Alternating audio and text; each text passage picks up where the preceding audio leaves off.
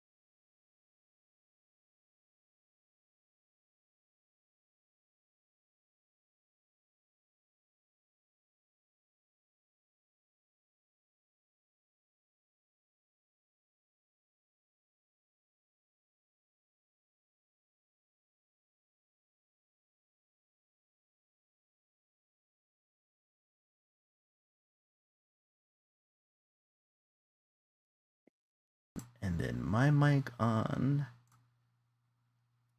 All right, and we're in. It is finally Friday, and welcome back, boys, girls, and everyone in between. We are a studio created by artists for artists, and in our stream sessions, we talk about anything that comes to mind as we create human art. I am Esso, and with me, as always, is the co-creator and motivator, Miss Lily. Hello, guys. Welcome back. Welcome back. We'll see. What are we going to be doing tonight? Tonight is a artistic free for all to kind of give us a break from the art challenges, like the review that we did last stream. And pretty much in artistic free for alls, we draw and talk about whatever cooks our artistic noodles. I think I'm going to be working on some line art from last stream's drawing, and hopefully I can finish the demon muscle mommy left. What do you plan on working on today, Lily? I'm just gonna finish up my piece from last time as well. Cool. Yeah, I hope I can get to some, at least laying down some flats, but it just depends on how long the line art takes me. Because you know how I started the line art last stream? I completely erased it off. Because it annoyed me. It did. Her face didn't look right to me. So, after you walk away from a piece of art and you come back later and you're just like, yeah, this isn't doing it for me. Yeah. That's pretty much what I did. But before we do that, let's get a little housekeeping out of the way. If you are watching the stream, please feel free to join us in chat. It lets YouTube and Twitch know that you're here and counted. If you're a first-time watcher on Twitch, hit that follow button. And if you are watching on YouTube, be sure to hit that like, subscribe, and bell so you get the notification next time we go live. Be sure to follow Miss Lily on her Instagram and TikTok at Lily Lilac Draws, all one word, and you're going to find her links right there in chat. And just below hers, you're going to find a link to a Linkspree page that houses more of the studio's art clips, and you can donate to the studio as well if you're so well inclined. Oh, you know what? The other thing that I wanted to bring up during the housekeeping is we have more than one stream now. On Mondays, I am now running a rerun of the Friday stream, but it is a enhanced version of the stream. So you know how every week I was releasing the VODs on Monday? Well, I decided to go ahead and start streaming the reruns, but with the VOD video. So that way it has like all the animations in it. It has all the links to articles. It has all the videos of different properties that we talk about. It's a little bit more interactive. Sometimes it has even like little fun facts that pop up here and there. And these are usually edits that I make over the weekend. So what I decided to do is that on Mondays at noon, anybody who missed the stream on Friday, you can feel free to stop by on Monday on both Twitch and YouTube, and you can catch the stream again. I'll be watching stream in chat, so if you want to interact with me in chat, I'll be sitting there waiting. And you pretty much get the enhanced version of Friday's stream. And then on Wednesday, whenever that rolls around, I post a VOD on YouTube. So that way you can pretty much watch it whenever you please. But yeah, it's just another method of getting some more content out there and get some more interaction between everyone out there in the interwebs. But outside of that, let me go ahead and switch the scene over. And let's start working on these drawings. So last stream, we had a lot of topics we didn't get to.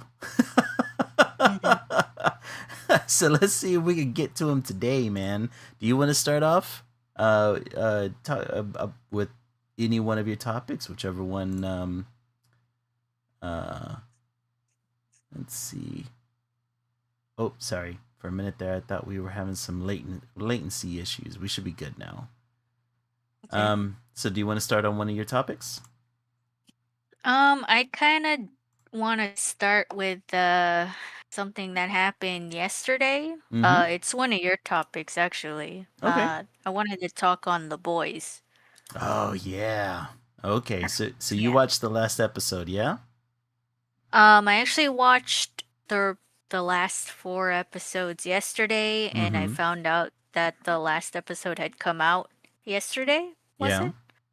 Um, Wait, was it yesterday? yeah, so that was good timing. Um, Yeah, I I guess don't it know. It was. was sometime this week. Mm-hmm. It has to be sometime this week because everyone's talking about it. I'm pretty Yeah. sure it was last night because, the places that I go to peruse Right. for Right. the news Mm-hmm. are talking about it as well. Yeah, and so I looked up how first of all, I like the ending. Like mm-hmm. I'm not complaining about the ending. I actually quite liked it. I know that there's some loose ends and some stuff that shouldn't, like, wait a second, if you think about this, this shouldn't have happened and stuff like that. And why Right. are they fighting against Homelander and not getting their limbs cut off because he's literally shooting lasers at them and this and that, you know? Mm-hmm. Mm-hmm. But like other than that, I liked the ending. Yeah. Um I thought it I was a fitting ending for the most part. There was yeah, a I'm few nitpicking sad. things. Mm-hmm. I'm sad that, Frenchie died. Oh, for sure. And yeah, I'm sad that Terror died. Mm-hmm. Poor boy. I mean, he died a natural cause. He died because he was old. But right. spoilers.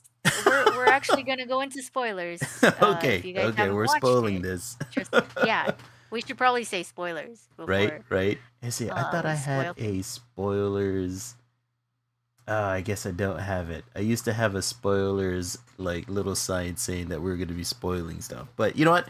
Oh, Hey man, we're a couple of days in from the final episode, so if you haven't had a chance yet, is it a couple days or is it a I day? I could have swore that the last episode aired on cuz I think I watched it on Wednesday or Okay, possibly Thursday. Honestly, yesterday. yeah. I'm not sure. I just know that everyone's talking about it today. So Right. so that's why I assumed it came out yesterday. Oh, it came out on the But 20th. So that would have been Wednesday. yeah, that was 2 days ago. Mhm. Okay. Then I don't know why everyone's talking about it now. I guess to give some time for people to watch it. But Yeah. anyways, Yeah. like spoilers, Terror dies and yeah, so I watched the finale yesterday. Mhm.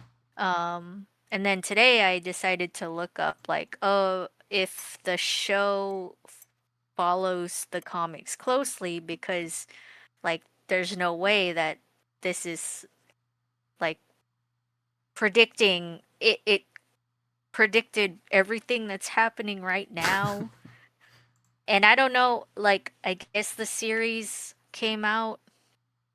I know the series came out like 9 years ago, right? Yeah, the comic book came out, yeah, even more years before that, for sure. Yeah, exactly. So it's just like there's no way that it predicted everything, right?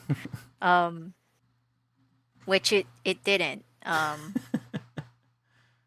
It actually came out before, I think before, and it was in production even further yeah. than Yeah, TV shows usually what's take anywhere happening right between a now. year to year and a half to be produced. So, yeah. Yeah, so it's crazy. But that's what drove me to be like, okay, how did the finale compare to the comic book series finale? Mhm. And yeah, I read how the comic book ends, and I very much prefer this ending to the comic book ending because the comic book ending sucks. Yeah, Like yeah, it does.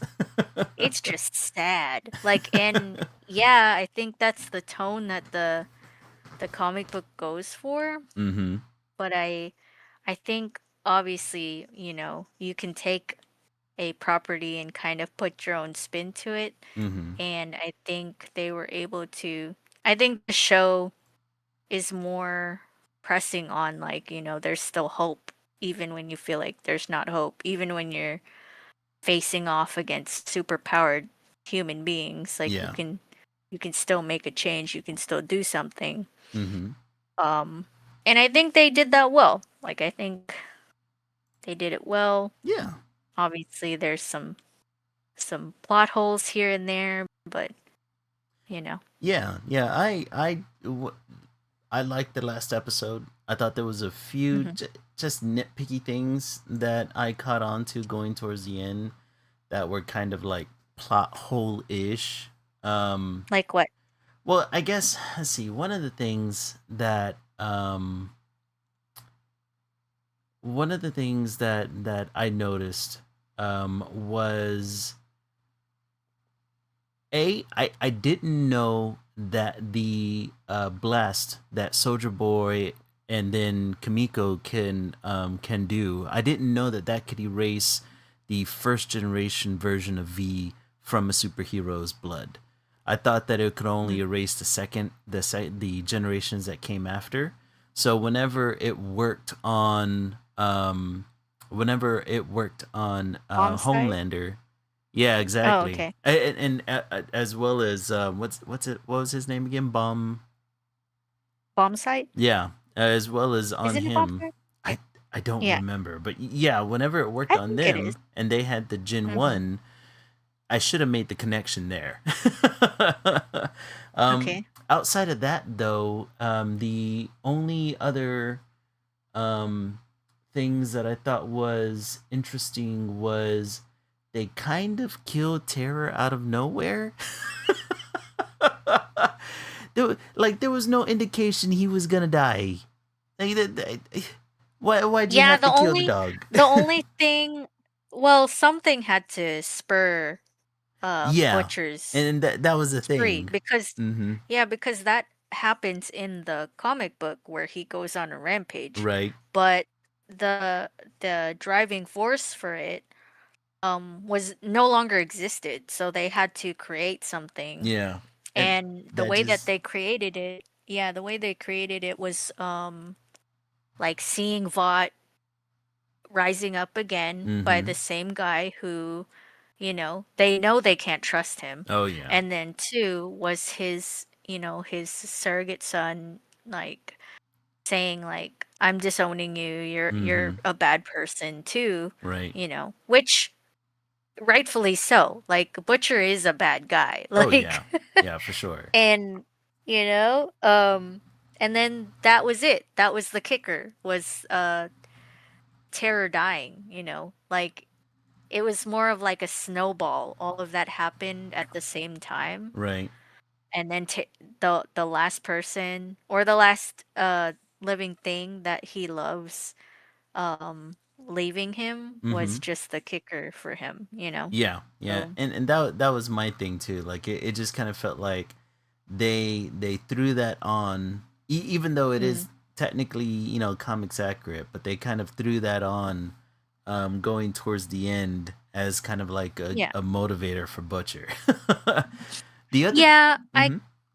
I kind of wish they had done a little bit more to hint at it, because the other thing, like the only indication that Terror was going to pass Mm-hmm. was that Butcher mentions, yeah, he's not as young as he used to be, Yeah. He's an old gentleman now. Like that was the only indication that he, Terror's old. Yeah, Not exactly. not anything else. Yeah. So yeah, that was one where I was like, why'd you have to get rid of the dog? Yeah. And then the other one was the death of O Father. I thought was peculiar because Okay, tell me how O Father dies, oh because I actually didn't see that. so O Father, whenever they were making their way to the Oval Office to get to Homelander, he Uh-huh. was in their way, and he was pretty much kicking their ass until Mother's Milk ended up getting the titanium ball gag, and right as he was about to blast his voice, he put the ball gag in his mouth, and he pretty much just black bolted himself. And I but did not see that. yeah, yeah, his Oh, head went kaboom. wow. But the thing is like um my thing was like, a how did MM know that um the ball gag was made out of titanium and would have done that to him? And B, I distinctly remember um what's her name, the president, going towards the end, Ashley. Actually, Yeah. yeah. I distinctly remember Ashley saying that she bought that so that way whenever she violated him Hmm. that he could scream without fear of breaking the ball gag. So I was like, so she originally bought it so that way they can use it. And like, did she know that if they would have used it during their activities it would have killed him? Or is it one of those things like she bought it and didn't know, and then if they had gone on with their lives, she would have found out right then and there as his Maybe that head was it. explodes. I think that was it. And I think that Mother's Milk, just Mm-hmm. did it out of like, okay, I gotta use something to stop him from Yeah, screaming. yeah, that's a good point. He didn't know, like, I don't think he knew that that was gonna happen. I don't know if they added like a frame of him looking completely shocked, Mm-hmm. but like glad that it worked, because he's alive. Right. Um, which would have, if they added that shot of him just looking like absolutely like what the fuck, Like, oh shit. I think I think that would have helped, Yeah, yeah, this is coming from someone who, I guess I was, I'm one of those people who puts things in the background, yeah, yeah. watching it, but I'm actually doing something else.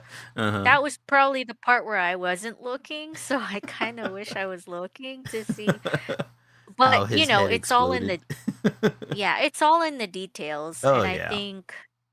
I think he might have just not known that that was gonna happen. He just wanted to Jeez. stop it All any way right. he could, And then But it is a uh-huh. proper gripe. Yeah, that is. Well, I mean, I just thought that was interesting because it was like Mm. at some point or another, if the story would have kept going and they would have, been having their little sexy time, yeah, that would have been Then a they're both in for a surprise. yeah, a rude awakening. Yep. And then the final thing that I noticed was the death of oh crap, why is his name escaping me now? Who? um Describe him. the Sea, is that his name? The Deep. N- the Deep, yes, yes, the Deep. That um motherfucker. right. Number one, I'm glad that it was Starlight that did it, right? Because Yes. he absolutely, I mean, he absolutely violated the shit out of her, right? Um, Yeah. but the thing that got me is that he gets knocked into the sea, and I was like, okay, like he's a superpowered being, right? He's got super strength. I'm assuming, strengthened skin to a degree if he can withstand the depths of the ocean. Um, but somehow a octopus and or squid was able to tentacle their way through him up through his mouth. Through his butt. Yeah, yeah, and that was the thing. I was like, okay, so he has superpowers, but I guess it's not enough to protect his asshole No, it's as not. his No, it's octopus not. made its way through his insides. Which is so karma, Yeah, yeah, it's fitting. it's It's fitting for his end. karma because, Yeah. yeah, because he was violating Oh yeah, the other octopus. animals too. Yeah, Yeah, animals, like several of them. Like, several. ugh, disgusting. Which, Mark in okay, chat so says, the "What in the hentai?" Yes, yes, exactly. oh yeah, but I was just like, good riddance. Like, Yeah, good. yeah.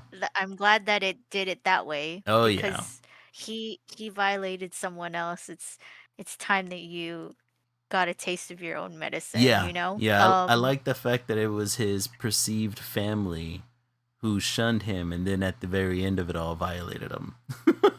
Yeah. Mm-hmm. I so I read that they did change the Deep's character quite a bit. Mm-hmm. Um like so Starlight, initially she does get violated, Yeah. but she get like in the comic book she gets violated by all of the seven, not just the Deep. Right. But they changed it for the show, so it was just the Deep. And it's I want to read into it a bit more as to why they changed it that way. Um Maybe it I would be too egregious to have all of them kind of. Yeah, that's true. It is like obviously both options are not good, right? Mm-hmm. But yeah, to have a whole team, like, yeah, that's a little bit worse. Like, I mean, if I were to put yeah. it on a scale, Yeah. obviously both is shit. Like, obviously you Both are wouldn't want shit either of scenarios them. for Yeah, sure. yeah. And then obviously you want to redeem some of them, and like the worst thing A Train did was kill, was kill, was kill what's his face's girlfriend while being high. Yeah, while being high and running through the streets. hmm Yeah. uh wanted to redeem his character, wanted to redeem I don't know if the female character in the comic books, I can't remember her name right now. I don't know if she violates her. She probably doesn't side with her, Yeah. Yeah. but Oh, you mean yeah, but I found Queen that interesting. Maeve? Yeah, yeah, yeah. Yeah, yeah, yeah. Mm-hmm. I don't know. Um That's a good question, but they changed a lot from the comics. I mean, technically, the they Deep was did. supposed to be half black, so. And then also they changed so apparently Black Noir was Mm-hmm. supposed to be a clone of Homelander. Yeah. And he was supposed to be the big bad guy, which I was like, "Whoa, that would have been actually kind of cool Mm-hmm. to explain his character why he's always quiet." Yeah. Like Yeah. that would have been a cool explanation. I don't know. I guess some of these things are maybe like a little bit too comic booky for the TV series, so they they have to. Yeah, yeah, that kind of makes sense. Mm-hmm. But But I that's yeah, yeah. I think those were the only three things that really that I that that really stuck out of my brain as far as any kind of quote unquote plot holes. Although I don't know if they're necessarily plot holes, but that ending, man, that ending was fitting for all of them, really.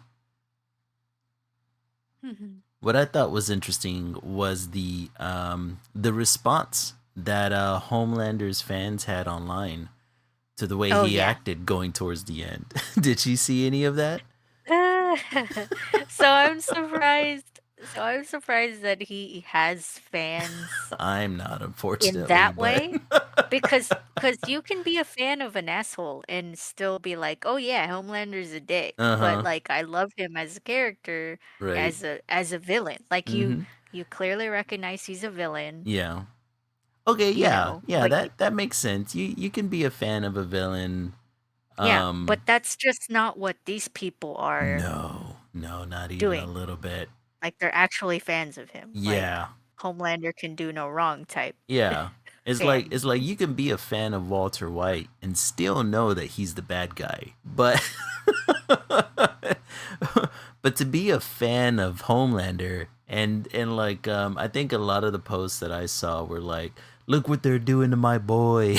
It was just Oh my gosh. like like how dare they make him a sniveling wimp at the very end. I was like, but that was his whole character, is that he was That's just kind of the point, that yeah. he is actually a coward Mhm. who relied solely on his powers. Yeah. That's why he, knew he could be a dick Mhm. because he had all the power.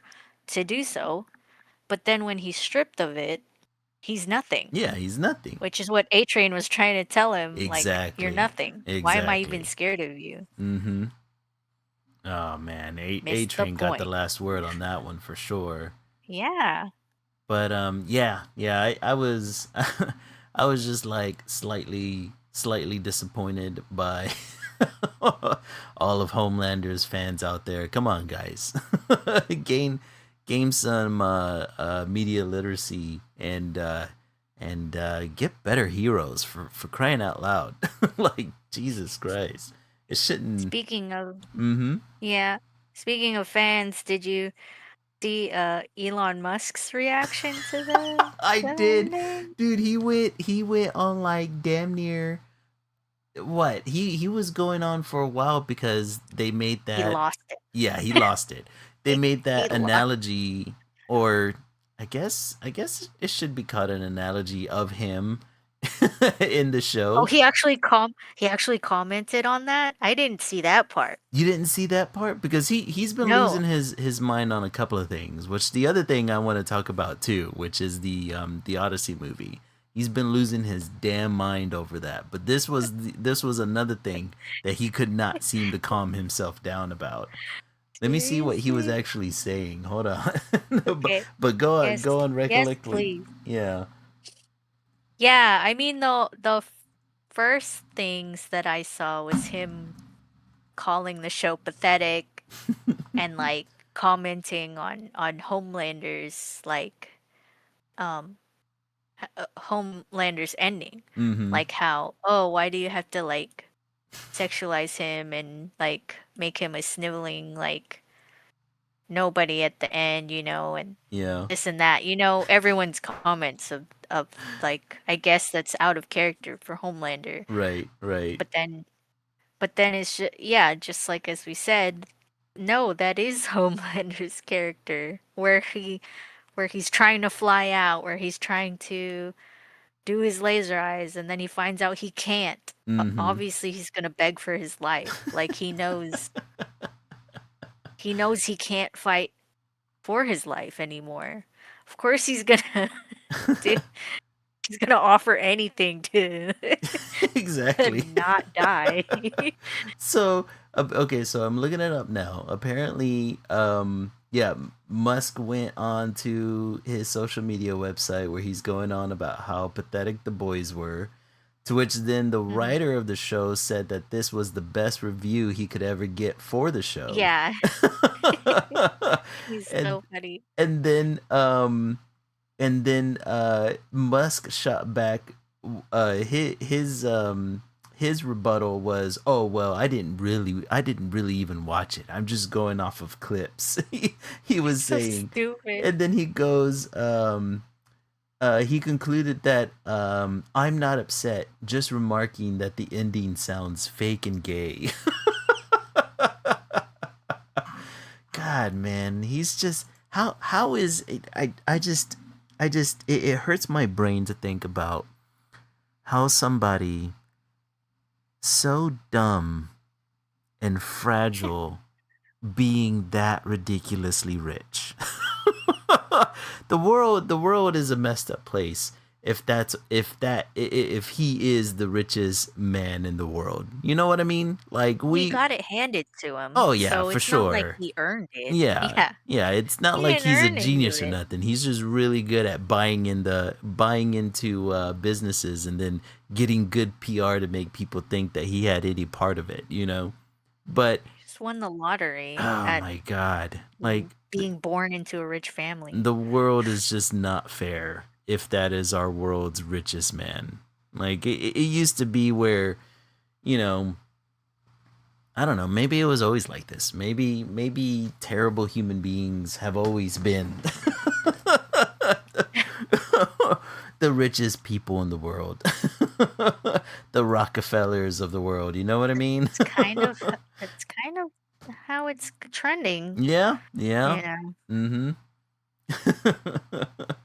Oh my god, but yeah, he absolutely was losing his mind online It's funny. uh on the boys, as well as leading into my other topic is Christopher Nolan's movie, The Odyssey, that's going to be coming out soon. Um, Hmm. that's another one where Elon Musk and all of those who fall within the same train of thought as him are just losing their minds over recently. Have you seen any of this stuff? No. No. So there's an Odyssey movie coming out? Yes. All right. So Christopher Nolan is going to be releasing the a movie the based on the Odyssey called The Odyssey. I think it's pretty much based on the books, Homer's books, the Iliad and the Odyssey. Okay. I believe the Odyssey should be coming out. Let's see, this summer, July 17th. Oh man, that's super close to. Already? Yeah, yeah, it's coming out this Okay. year, July 17th. Almost right there next to freaking Spider Man. And Holland and Zendaya are in both.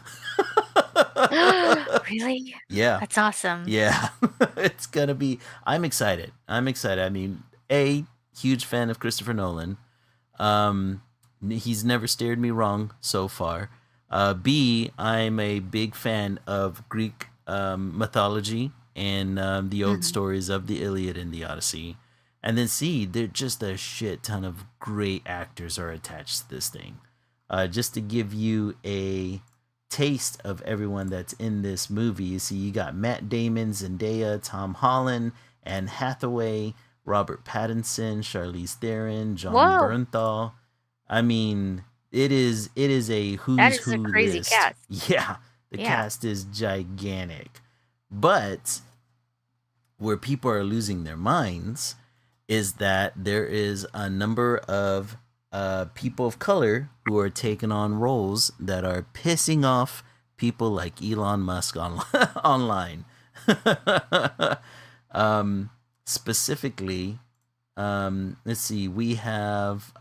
Do you remember who, or do you know who Lupita?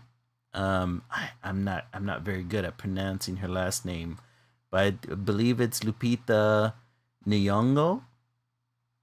Do you know who Sounds she is? familiar. Can She you is give me the. one of her roles? Yes, so probably the one that you watched in the Black Panther movie. She is the actress that plays the The Wakandan love agent. interest? Yeah, yeah, yeah, the love interest. Okay, yes. Yeah, Hmm. I know Lupita. So Mhm. she's going to be playing Helen of Troy in this movie. And Okay. the Elon Musks of the world are losing their damn minds over it. Um, because Why? A, they don't know um, they don't know history. They don't Mhm. understand that Greeks weren't all white.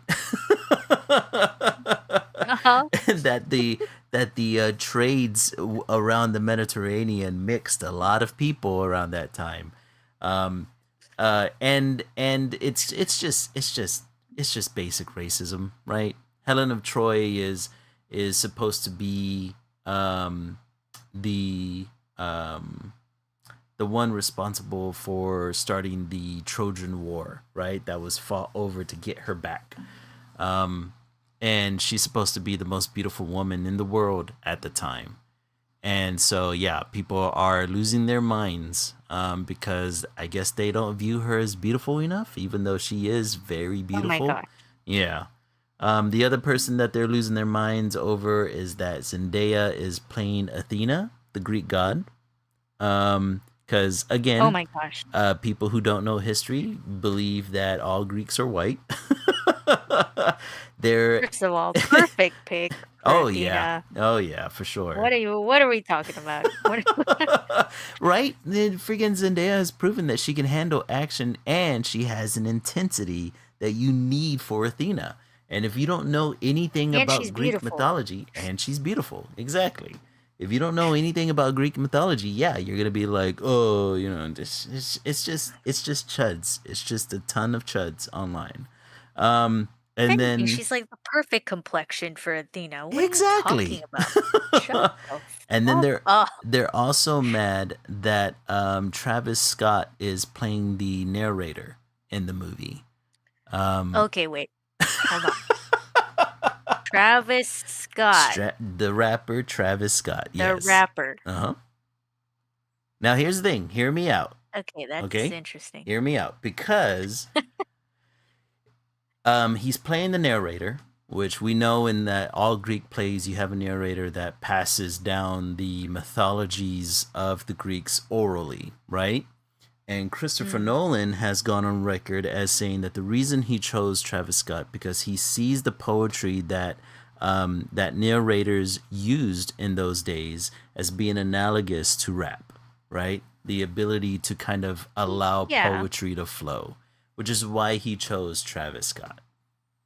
Mm-hmm. So yeah, yeah, and then out. Well, I mean, outside of obviously all the controversies that surround Travis Scott, I don't know what kind of actor he is.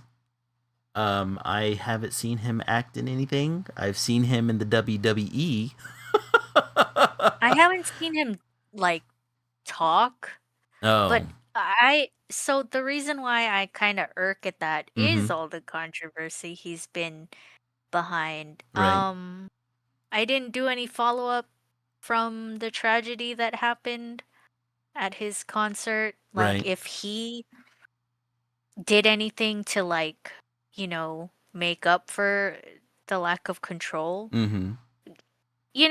Because So as an artist, there's only so much but that you yeah, can do, right? so But so you could only just hope that the right, security would do its job and this and that and the other.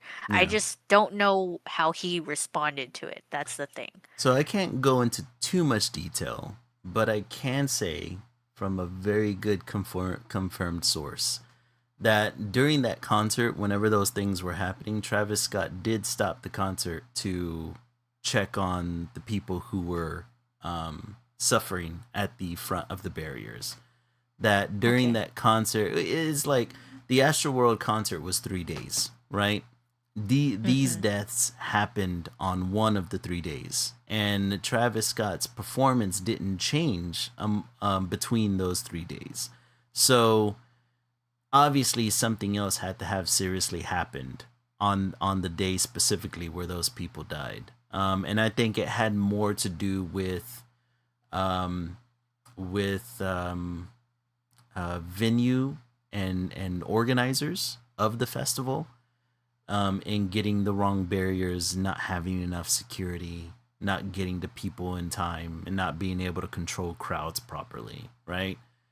Because I mean, and because ultimately, Astroworld wasn't the first event that Travis Scott has ever had, right? Travis Scott has had plenty of concerts where he's had the same amount of hype go to his concerts, and I always found it kind of odd that people would be like, it was this one specific time where the hype that he would build up for his concerts would be the result of would end in people dying, right? So like I understand why people look towards Travis Scott because of the incident, because he is the headliner, right? Like he is the public figure, and a lot of times people will look at that and be like, okay, this was your event, how dare you let this happen?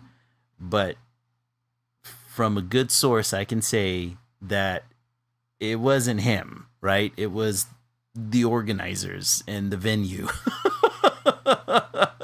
And of course, Yeah. there's still legislation going on about that, so you can't say too much else about it. But yeah, Yeah. it's like I just don't know how he responded to it, but it's yeah, good hearing that he, tried to stop the concert and, mm-hmm. tried to look after the people that were there. Oh yeah, for Um, sure.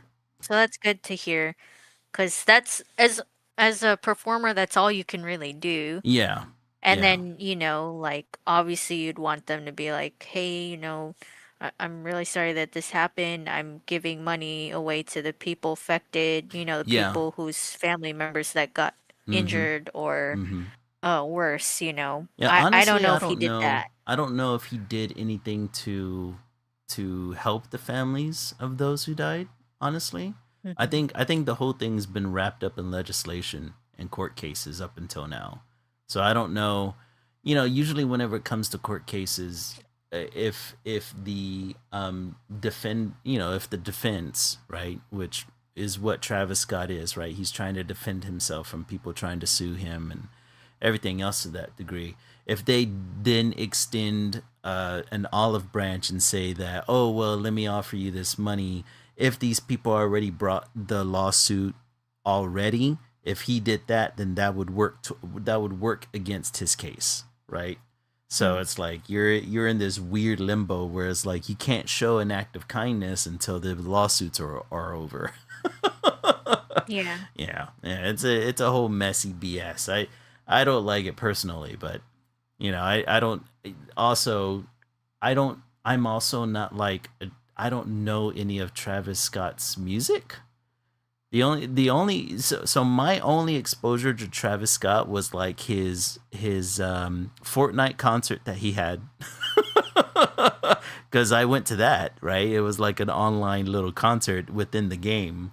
And then Mhm. um the Astro World, the whole Astro World thing that happened in Texas. That is my only exposure to, well, and the little bit of stuff that he did in the WWE that I hear secondhand from friends who are really deep into that, right? Outside of that, I don't know too much. I don't know too much about him. So whenever it was announced that he was going to be playing the narrator, I was like, okay, like I thought it was a cool idea for Christopher Nolan to kind of like put it into that perspective, and I was just like, okay, that makes a lot of sense, right? Like rap artists are the closest things to the oral or passing down history through oral traditions, right? Like through poetry, through pretty much singing poetry in the streets is what they did back then, right? In order to pass down these stories. So that makes a lot of sense to me. As far as like Travis Scott himself, I have no idea. I have no idea. I don't know too much about him. All I know is that his concerts go crazy.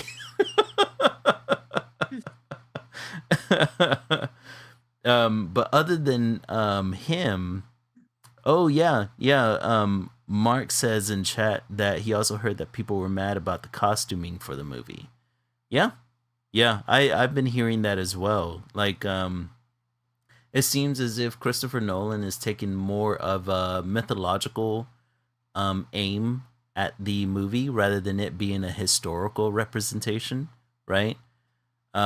So the Iliad and the Odyssey, they're myths, right? They're just stories. They don't have they're not actually historic. Because otherwise that means cyclopses are real, you know? And there's an actual cyclops in the movie from what I've seen from the trailer. So I think Christopher Nolan is leaning heavy into that, into the mythology of it all. Um, but the last piece of casting in the movie that people are losing their minds over is Elliot Page is in the movie, um, but they have not announced his role in the movie just yet. Um, Mm. so people are making assumptions what his role is going to be. One of them being that he's going to be playing Achilles, and then the other one being that he's going to be playing Elpenor, which are pretty much ghosts in Hades that Odysseus runs across. Um, Mhm. but the one that people are really losing their minds over is the fact of Elliot Page playing Achilles, since they do not believe that Elliot Page is manly enough Mm. to play Achilles. Um, which is weird, man, because the the story of Achilles, yes, they do point out that he was a very good, cunning warrior. But they also point out that like he was able to blend into a group of women, that he was fair looking, and and that he had male and female lovers. So it's like I don't know where people are getting this idea of Achilles being like an absolute Chad from. You know what I mean? Well, I kind of get where they Well, get it from. Hmm. what are some of Achilles' feats? Let's see, like, man, in the history of Achilles, the Greek hero. Oh, you know what? Just to put an asterisk on this, I think the reason people are losing their mind over this because anytime anyone thinks about Achilles, they think about Brad Pitt's movie. I think Did that's he what that play really. Achilles? Yeah, yeah, and what was that movie called again? Let me see here. It was Troy, the movie Troy. He played Okay. Achilles, and Brad Pitt Well, made him that look one, like an absolute Chad. yeah, it's Brad Pitt. Yeah, it's Brad Pitt exactly. Yeah, so that makes sense. And see, it says that so Achilles is considered the hero of the Trojan War, known as being the greatest of all Greek warriors. Let's see here.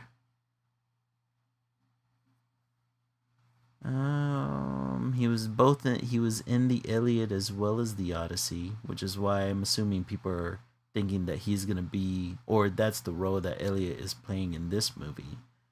Um, some of his notable feats during the Trojan War was slaying the Trojan prince Hector. Um, but he is pretty much where the myth of the Achilles heel.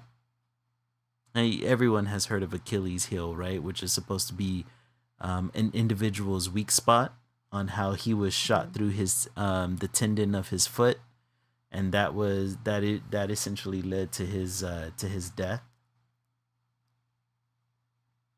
But outside of that, let's see here.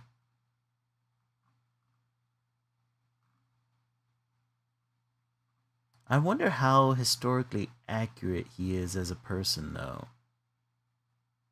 Um, because his story is in deep Greek mythology that has to deal with their gods. So I don't know. I don't know. But the Iliad does portray him as being tall, that had looks and strength unmatched amongst Greek warriors. Homer described him as having long hair, um, like long blonde hair, I'm assuming, and that he was, uh, well, Greek mythology has been all over the place. Sometimes they say that he has blonde hair, brown hair, sometimes red hair. I think it just depends on what people wanted to make him look like, depending on which narrator was telling the story. Hmm. So quite literally, I guess Christopher Nolan can, according to Greek tradition, he can pretty much make Achilles whatever he wants. But either way, people are losing their mind. I think it's just a simple fact of Christopher Nolan casting a trans man. I think is gonna make anybody, those who think like Elon Musk, kind of lose their minds. And so Yeah. that's kind of been like the big talk that's been happening amongst all of the chuds lately is the idea that white people are being replaced in Hollywood, Hmm. which is the dumbest thing ever because white people have constantly replaced the ethnicities of other important characters of history in Hollywood for decades, and then all of a sudden it's a problem. That shit irks me, man. It's such a dumb complaint to have. Oh man. But that's pretty much all I have to say about that movie. I definitely want to see it whenever it comes out. I'm probably gonna do I want to schedule a double feature where I can catch the Odyssey and Spider Man at the same time.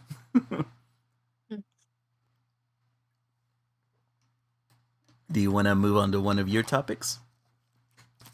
You can keep going. Let's see here. Speaking of Spider Man movies, have you heard anything about the Spider Noir movie that's going to be coming out soon? No. No. Okay, I so just know that Nicolas Cage is in it. yes, Nicolas Cage is in it because he voiced the Spider Noir character in the Spider Man Beyond the Spider Verse movies. So Mm-hmm. he was a voice actor for that character, so they figured they'd bring him over into the live action version of it. It's gonna be released on, let's see, I believe it's gonna be on Amazon Prime on the 27th, so it's coming out this coming Wednesday. Um, and so far, I'm surprised to see that. Well, maybe not that surprised, but it's got a 90% on Rotten Tomatoes right now. It's a critic score Okay. of 90%, um, which I think is super interesting because a technically this is a Sony project, right? Um, but it has the people behind the Miles Morales Spider-Man movies pretty much pulling the strings on this, right? This is a character that they first brought to the big screen, and now we're seeing a spin-off movie of his own, right? Mm-hmm. Um, so I think this is probably um, one of the first Spider-Man spin-off movies that has a really high critic rating. Because Sony's been releasing duds for for damn near a decade now. Yeah. You remember how we talked in the past about like Morbius and Madam Madam Web Web. and Craven and all of them. Yeah, yeah. This may be one of the first Spider-Man spin-off movies that's going straight to streaming, of course, which is its own little hiccup, but it may be one of the first one that Sony's releasing that is well received. Are you excited to see this at all?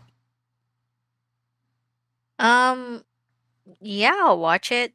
I like, not like super excited, but Mm-hmm. I like Nick Cage. Yeah. He's a funny guy. Like Mm-hmm. he acts so specific. It's cool to see him work.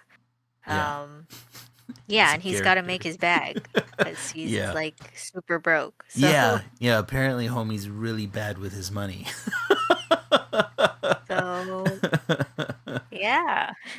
Yeah, I'm excited to see it. I think it's really cool that Amazon's going to be releasing the movie both in color and black and white to Oh, kind of that's give cool. you that, yeah, to kind of give you like that authentic noir feeling. Um Hmm. so yeah, I am so down for this. I want to see what they're going to do with it. And like I said, I'll be super surprised if Sony can actually pull a good Spider-Man spin-off movie out of their back pocket. It looks like they're gonna do it. So, but you know what? You know what? Just to go off on a little tangent, here's the real question, right? If Sony is able to do this, if they're able to pull off a good Spider-Man spin-off movie, do you think that's gonna give them confidence to continue to do this? Like, are we gonna get like a Penny Parker movie next, or or a Spider Hmm. Ham movie? You know what I mean? Like, Or are they just gonna take this as being a one-off and leave Spider-Man alone and leave it towards the I would just hope MCU? they would. I just hope they would. I don't know if it's the directors they're getting or something like that. Mm-hmm. Um, but the reason why those movies work is because of the embracing, like I've said before, if you're gonna be adapting a superhero movie Mm-hmm. or property, you kind of have to embrace the silliness, Yeah. and Yeah. that's how these work so well. And that's why their other Spider-Man spin-offs haven't worked, is that they kept taking it too seriously. Well, Mm-hmm. and yeah, some dark stuff happens in superhero stuff. That it happens, but Right. you also can't like go full in on that. Like that's not. You Right. have to embrace the silliness. So I would hope that if they get hope from this, like, oh man, it's taking off. We should definitely make more because we love money. Mm-hmm. I would hope that they would hire maybe a team to analyze why, which Right. would be, to me, would be the easiest like money to earn. You would I would think. hope they would just hire me Yeah. and just be Yeah. like, just embrace the silliness. There, Exactly. done. Give me my check. That sort of thing. Right. That's all you need to know, folks. Take the advice. Yeah.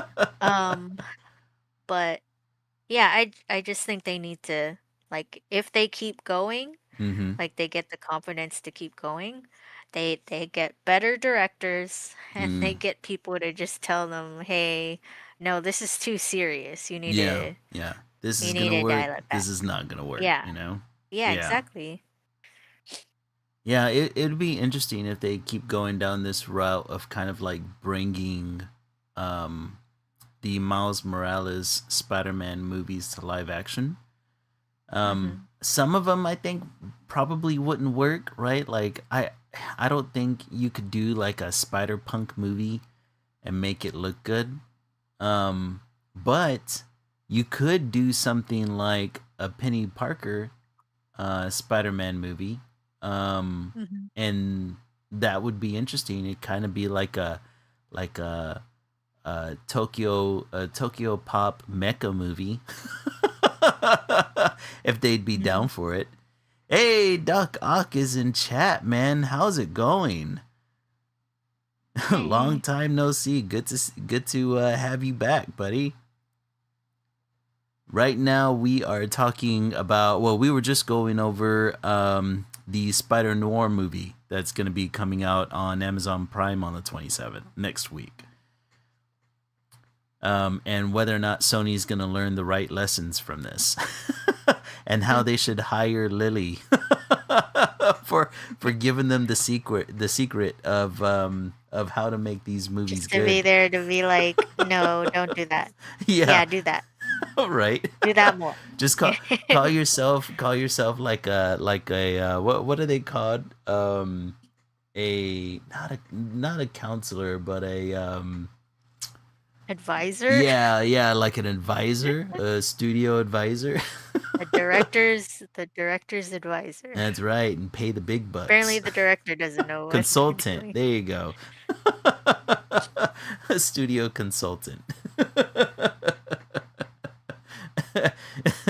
Oh, make them bleed out their nose, Lily. Be like, all right, you got to pay me to tell you what's going to work and what's not. Mhm. All right, do you want to go after a one of your topics? Um,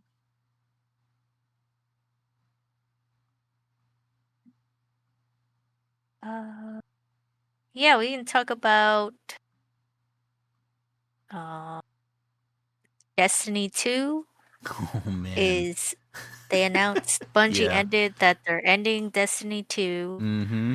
and that there are no plans for a Destiny 3 Nope. and that the end will probably most likely, yes, uh, do a bunch of significant layoffs Yeah. to Yeah. to the team that handled Destiny, which Mm-hmm. Just this bad one news hit all home around. for me, man. It hit home because yeah, obviously been a Destiny 2 player for years. I had actually falling off playing the game for the past oh man, it's been a good long while. Almost a year, 6 months to a year, I think, since the last Mm. time. Um, Dogok says Destiny 1. I had to log like 40 years. Yeah, but yeah, I've been playing since Destiny 1. Um, it really sucks to see the franchise go down. I think um man, I whenever I heard about um the Monument of Triumph being the last live update that they're doing to the game, I was just like, dude, like I guess like the player base is just almost non-existent now, other than some of the Mm. core. And I was even debating about going back and finishing the Renegades DLC just to finish it before like I don't I think they said that they're gonna be keeping the servers active and that they're going to be introducing like old gameplay here and there, but they're not going to be creating any more new content, and that Mhm. the weather. I know that they don't have any plans for Destiny 3 right now. I think they're currently waiting to see what how Marathon is performing, and what kind of money that Marathon can make back for Sony Entertainment. Um, Mm. but yeah, I think Bungie's team is officially gonna be eaten up by Sony Games. Um, and yeah, this feels like Halo all over again. Um, Only that this time, the studio's not keeping the game alive artificially. Instead, it just looks like they're just gonna allow it to kind of fade away. Um, yeah, like see, Doc Ock is saying, what will Bungie do other than Destiny? It's like I said, I think they plan on focusing on Marathon and seeing what they can do with that property. And if they can make their money back through Marathon, they had been throwing around the idea of Destiny 3. But yeah, it's not looking good, man. It's not looking good at all. Mm. um yeah, it's kind of sad to see it go. Destiny was one of those games that was kind of offered um, a RPG mechanics and a first person shooter. Um, it felt like Bungie had finally hit their stride in trying in creating a first person shooter that was like um, wholly theirs. Um, but it seems as if it was just constantly plagued by development issues. And Mm. whenever they took the deal with Sony, and Sony paid like I think billions of dollars to buy out Bungie, and then the live service games weren't working the way that Sony wanted it to. I think it was just kind of the nail in the coffin. Um, so yeah, kind of sad to see it go. But I think that's the nostalgia talking. I'm sad to see it go after years putting years and years into the game. Um, as far as like was it still a good game after the last big DLC? I don't know. That's up to anyone's interpretation. I think it was one of those things like Bungie had finally finished the Destiny story, and it just kind of felt like it was being kept alive through, you know, uh, it was being kept alive artificially past that point. I think that's why it lost a lot of its following. So yeah, yeah, it sucks, man. It sucks. It looks like if I want to enjoy any kind of Bungie esque gameplay, I'm gonna have to play Halo um, campaign evolved because it's essentially a reskinned Bungie game. Mm. Oh, is he? Mark says that Destiny fell off after they killed Cade 6. I'm not gonna lie, man. The Edge of what was it? The Edge of Tomorrow DLC was really good. And then I think that the Edge of Tomorrow was um a good a good closing to the Destiny story. I think if they would have stopped the game right then and there, you would have had a perfect game. Nobody would have really complained about it. But it was the fact that Destiny was a live service game, so it's like you constantly had to have new content coming out to justify the seasonal pass. And a lot of the new content just kind of fell off going after the last big DLC. So they just yeah, it sucks to see it go. I understand why it's going, but it's just kind of like I think, like I said, I think it's a lot of nostalgia talking for me. Like I will always be a warlock to the day I die. And to all my fellow warlocks out there. Oh man, I might get back. Like I said, I might get back into the game for a little while just to finish the last DLC content, the last campaign content, and then just to give it its final farewell and to get a lightsaber. Honestly, I want that lightsaber. Um, but yeah, and so they're saying that they're going to be laying off a significant amount of their employees.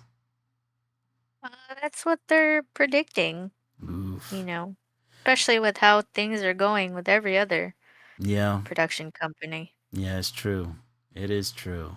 They yeah, they Sony was threatening to absorb Bungie for a while, especially if they weren't able to make back the billions with a B um that Sony put into that studio. I mean, Mm. crap, man. It's like fucking money ruins it again. Mhm. But yeah, it sucks to see it go. Um, Now I'm gonna have to, if I want to continue, like I say, if I want to continue playing some sort of first person shooter, it's gonna have to be.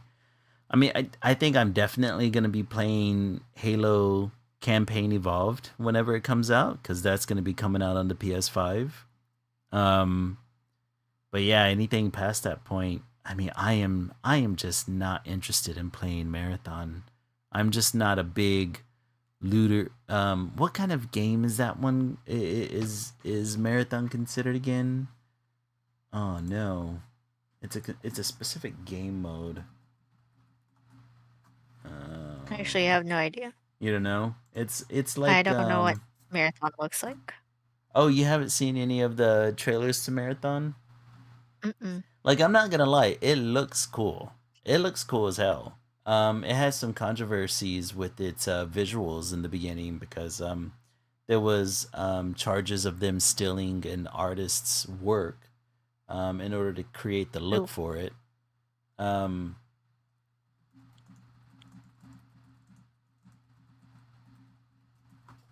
let's see, Marathon is a extraction shooter. That's what it is. Do you know what an extraction shooter is, Lily?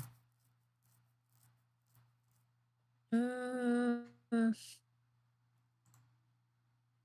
I no. It's kind of like it's the same kind of gameplay as I'm having brain farts left and right. It's like it's a big game that's out right now. Arc Raiders, Arc Raiders. It's the same kind of gameplay as Arc Raiders, where not only are you fighting It Oh, okay. You get dropped into a thing exactly. You're pretty and much you have to fighting the pick up. game and you're fighting Oh, players. so Yeah. so it's like Fortnite, but with PvE Yeah, with PvE and aspects and you're PvP. yeah, and the loot that you're able to get, you're able to keep until the next match. In which case, the moment you get killed, you lose your loot. That's the end of it. Mm. I was, I had a couple of friends that were at one point whenever marathon was first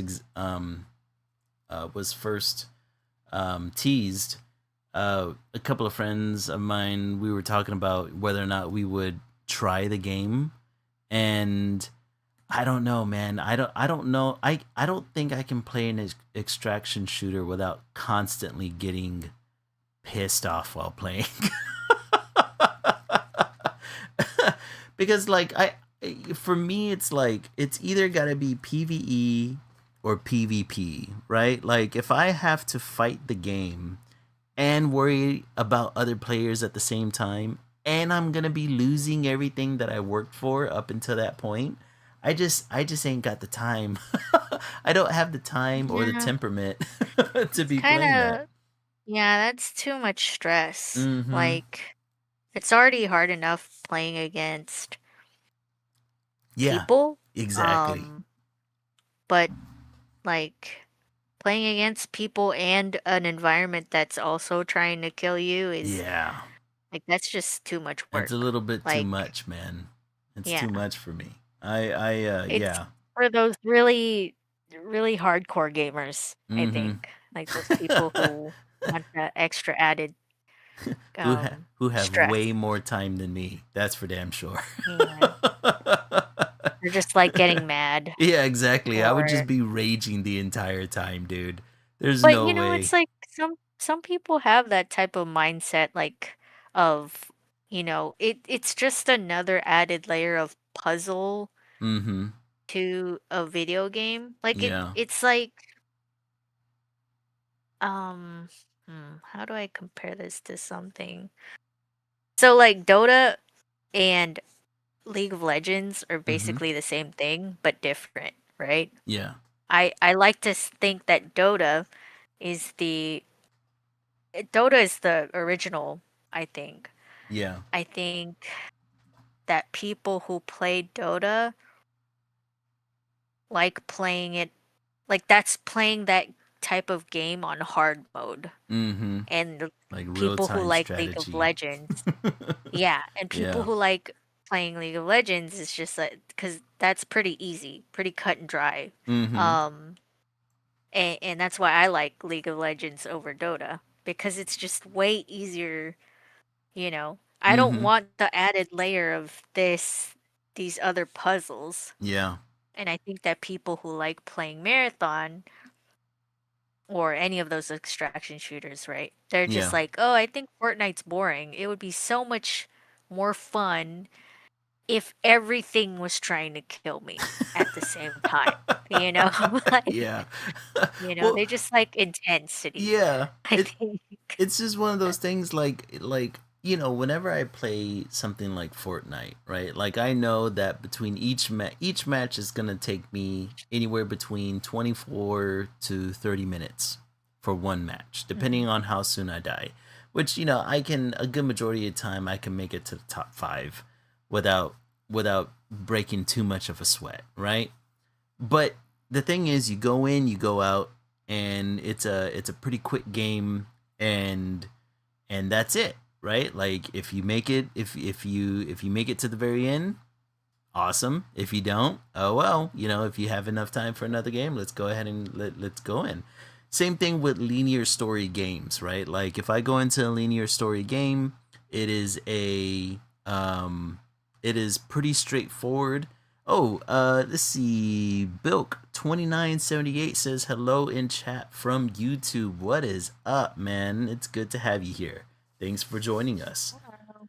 Um, but yeah, it's like even if it's a linear story game and you go in and you're working through the campaign, you're working through the story, you know what you're going in for, and you can judge like how much time you're going to be spending on a certain objective, and it's completely up to you.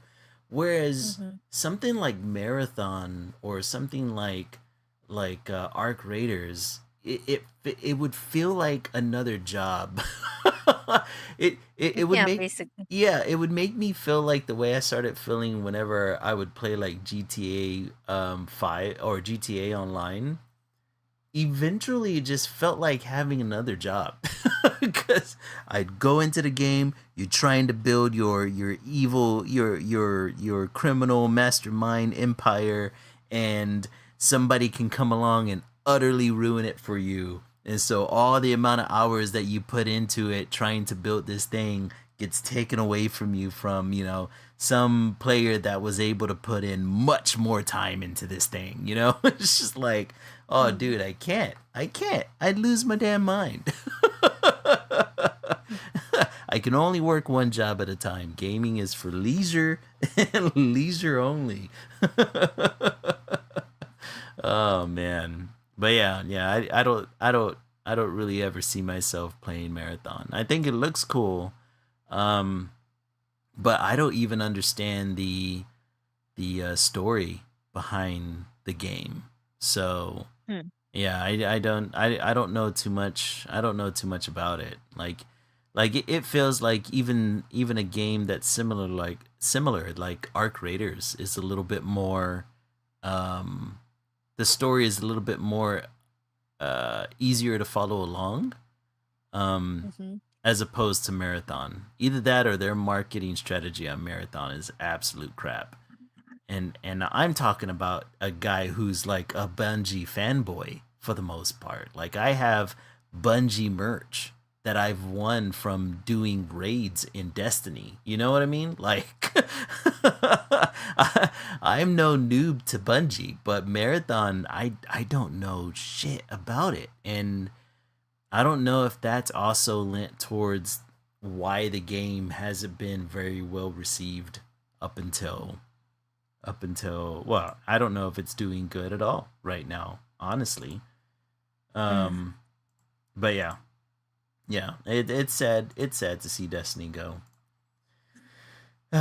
End of an era, man. It feels like I've been playing that game for a couple of. I think I started playing that game in like 2014. I think. Mm-hmm. I gotta look back at my profile. My profile tells Yeah, me how when I old first is the started. game? Dude, Destiny 2 came out in like, ooh, dang, I don't know. It's Destiny. I mean, I'm sorry, Destiny 1 came out in the early 2000s.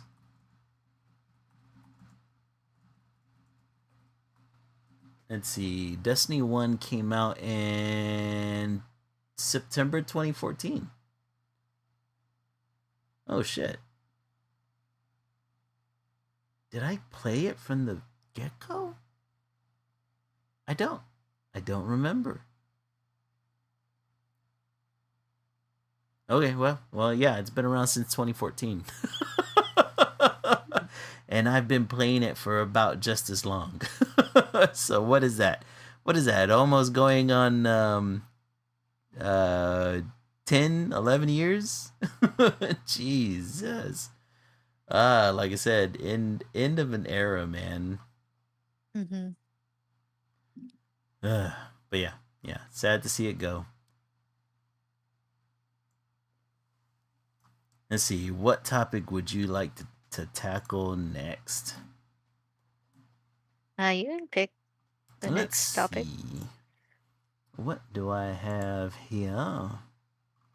Um, you know what? Let's go with one of the topics I was gonna bring up last stream, and then we never got around to it, which is Yeah. the a editor from Japan, or a former editor, I should say, um, had a made some comments on Twitter regarding the garu culture in Japan and how it's represented in anime.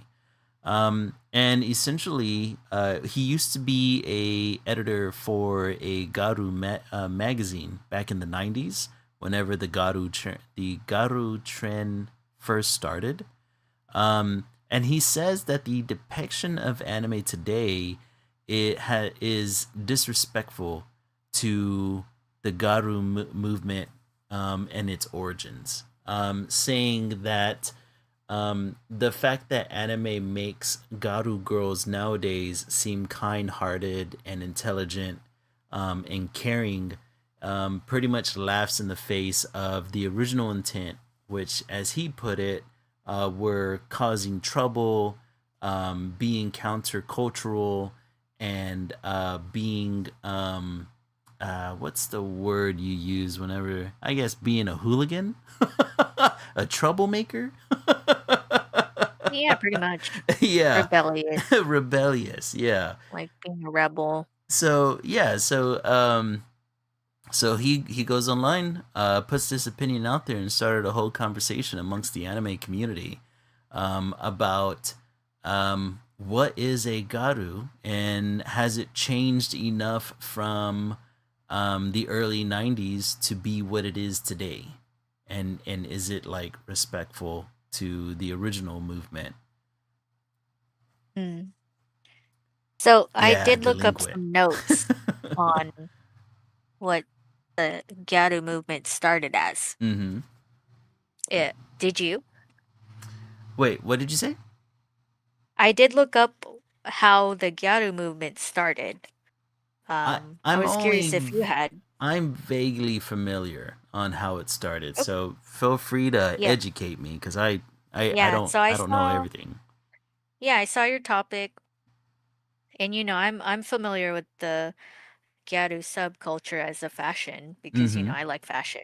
Oh yeah. Um, and when I saw your topic, I was interested in seeing like, okay, so what exactly started the Gyaru movement? What is it? Like, what is the idea? Because all these fashion movements like Mm-hmm. goth, punk, alternative, Gyaru started as a statement, Yeah. um, as a form of rebellion. Um, w- say, tell me, it's that phrase, right? Tell me you're this without telling me, like Mm-hmm. explicitly through words, right? And Yeah. that's how fashion statements start. So I was like, okay, what is the Gyaru subculture? So, it's a subculture of fashion that started in Japan, and Mm-hmm. it's basically the English slang in Japanese for gal. So it's, gyaru, gal. Um, it's considered to be a nonconformist and rebelling against Japanese social and aesthetic standards, against the housewives culture with pale skin and dark hair, which is why they do that crazy tan makeup um that looks kind of bad, and then bleached hair and Mm-hmm. crazy outfits and all this and that, hiking up their skirts and doing all this stuff. It was a rebelling against this call for the housewife for young girls. Uh-huh. Um, so that also called for this type of characteristic of them being like racy, juvenile, delinquents, frivolousness. So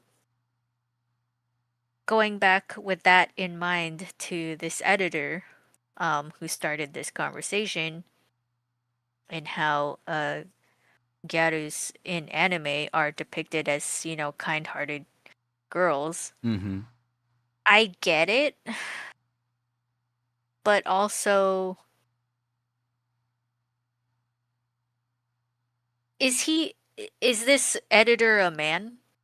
Yes. So I was able to look Okay. up previous versions of our doc. His name Mhm. is Mahiro Yasuhara, and Okay. yeah, yeah. So it's So all I need definitely to a know guy. is that he's a man. Yeah. All I need to know is that he's a man. Yeah. Um, I don't like I get I get why the movement started, right? Uh I huh. get why. Because women and little girls, they didn't want to be a housewife. They didn't want to be quiet, prim, and proper, right? Yeah. I get that. but it shouldn't be up to a man tell to tell young women Mm-hmm. how they can act. Like you can definitely be a delinquent, like Yeah. someone who is nonconformist, who's non a nonconformist, who wants to stick it to the man, who wants Mm-hmm. to rebel against their government and still be a nice person. Yeah. Like Yeah. Not only that, cultures change over time, it right? does. Yes, And it we're does. talking about 90s. That was almost 30 years ago, right?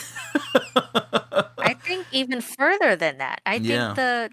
the Gyaru movement started in the 70s. Jesus. And Yeah. yeah, and Oh like you man. said, cultures change, like subcultures, yeah, emerging in Mm-hmm. the 1970s, peaking in the 1990s. Yep. Wow. Um,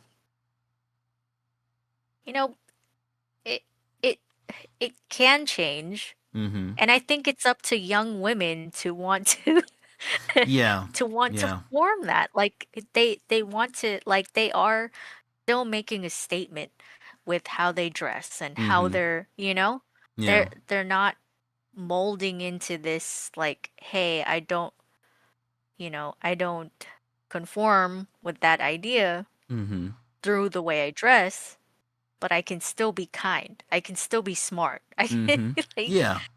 yeah, Exactly. I think one of the comments you said that he made was that they're like educated. Is that what he said? Yeah, Like, he says that he disagrees with Gyaru girls being depicted as intelligent, kind-hearted, and principled. He says. mm-hmm, mm-hmm. Mm-hmm.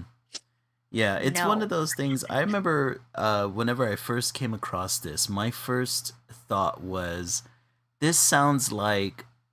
eh, I could take it one of two ways, right? This either sounds like a guy who was Mm-hmm, nerdy back in the 90s, getting picked on garu girls, and and so therefore he thinks that they're only one way and that the culture isn't allowed to change because it's the version that he's always known, right? And the other part of it is being, somebody who was within the culture in the 90s, and it's just like really bent out of shape that the culture's changing on him and it ain't what it used to be, man. mm-hmm, But either way, it just sounds like a guy who's scorned, and it's just like, come on, man. Like, cultures change all the time. Um, uh, I still see Garu girls as being anti-culture within the Japanese world because these girls are still for a Japanese woman to be depicted as intelligent and kind-hearted and principled in the face of a culture that still demands them to be housewives and modest. mm-hmm. I think that still, Traditional. yeah, traditional. I think that still carries the spirit of what Garu girls were to begin with. And I think Mm-hmm. this dude is just, yeah, he just sounds like an old fogey who's mad that culture is changing and it ain't what it used to be. Um, and I remember originally reading this and I was like, I can't have sympathy for this dude and his take. Man, hey, like you said, just allow women to be whatever they want.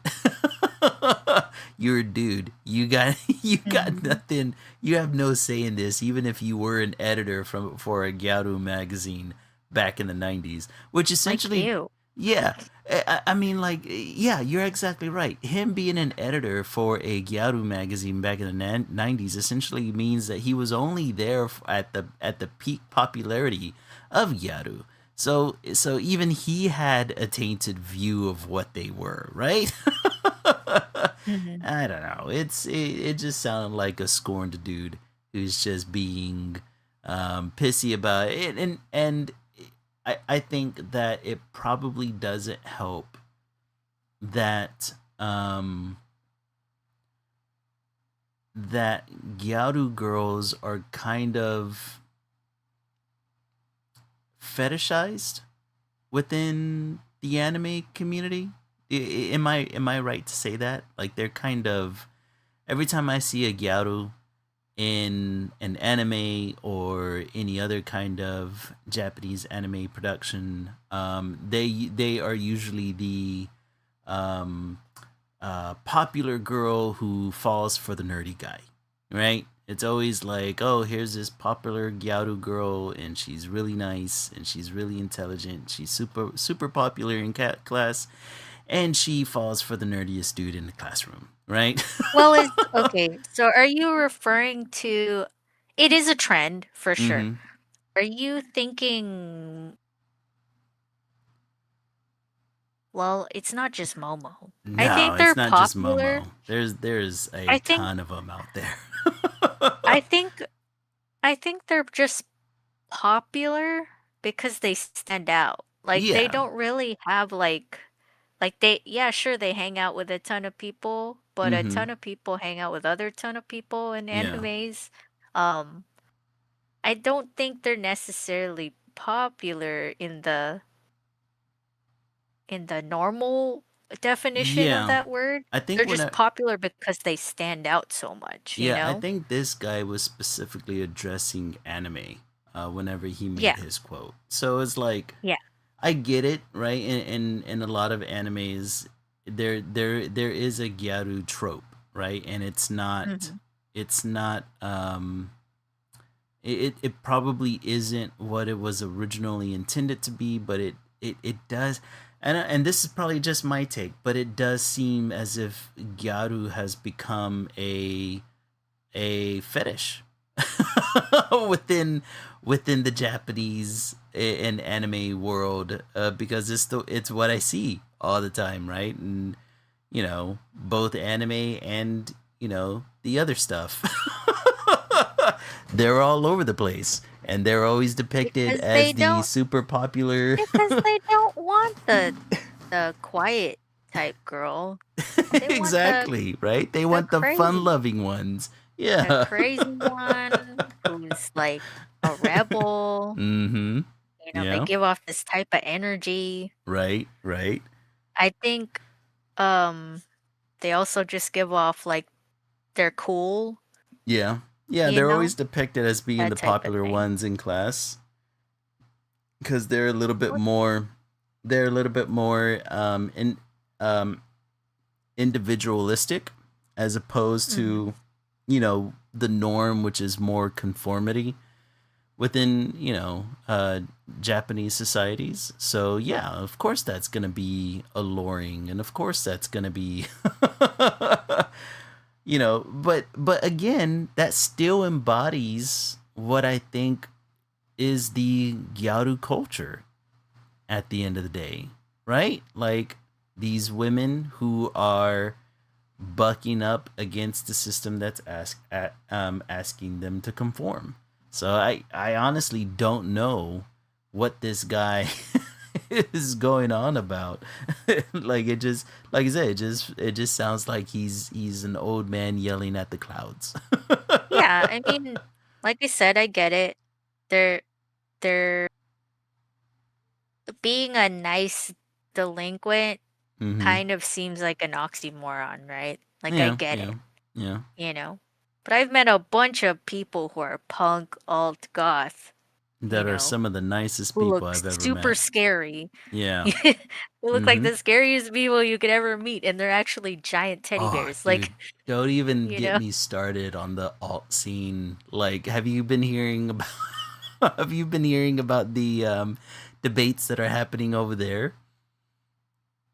um, as someone who is like into very much and dresses as like an alt person, I am Mm-hmm. an alt person. Yeah. Leaning Yeah. more like I hear I always find it as a battle as someone who really likes the alt culture Mm-hmm. of like, are you goth enough or something like that. Right. Right. Well, And that's so mhm.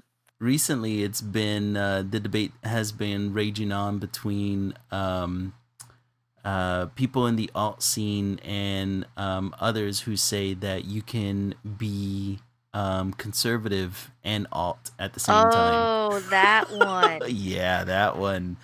No, you can't. No, you cannot. I'm just gonna tell you right now. No, you can't. Sorry, guys. So the definition of alternative or alt, I sorry, I started too soon. Hmm. The definition of alt fashions and alt subcultures, that's short for alternative lifestyle. Hmm.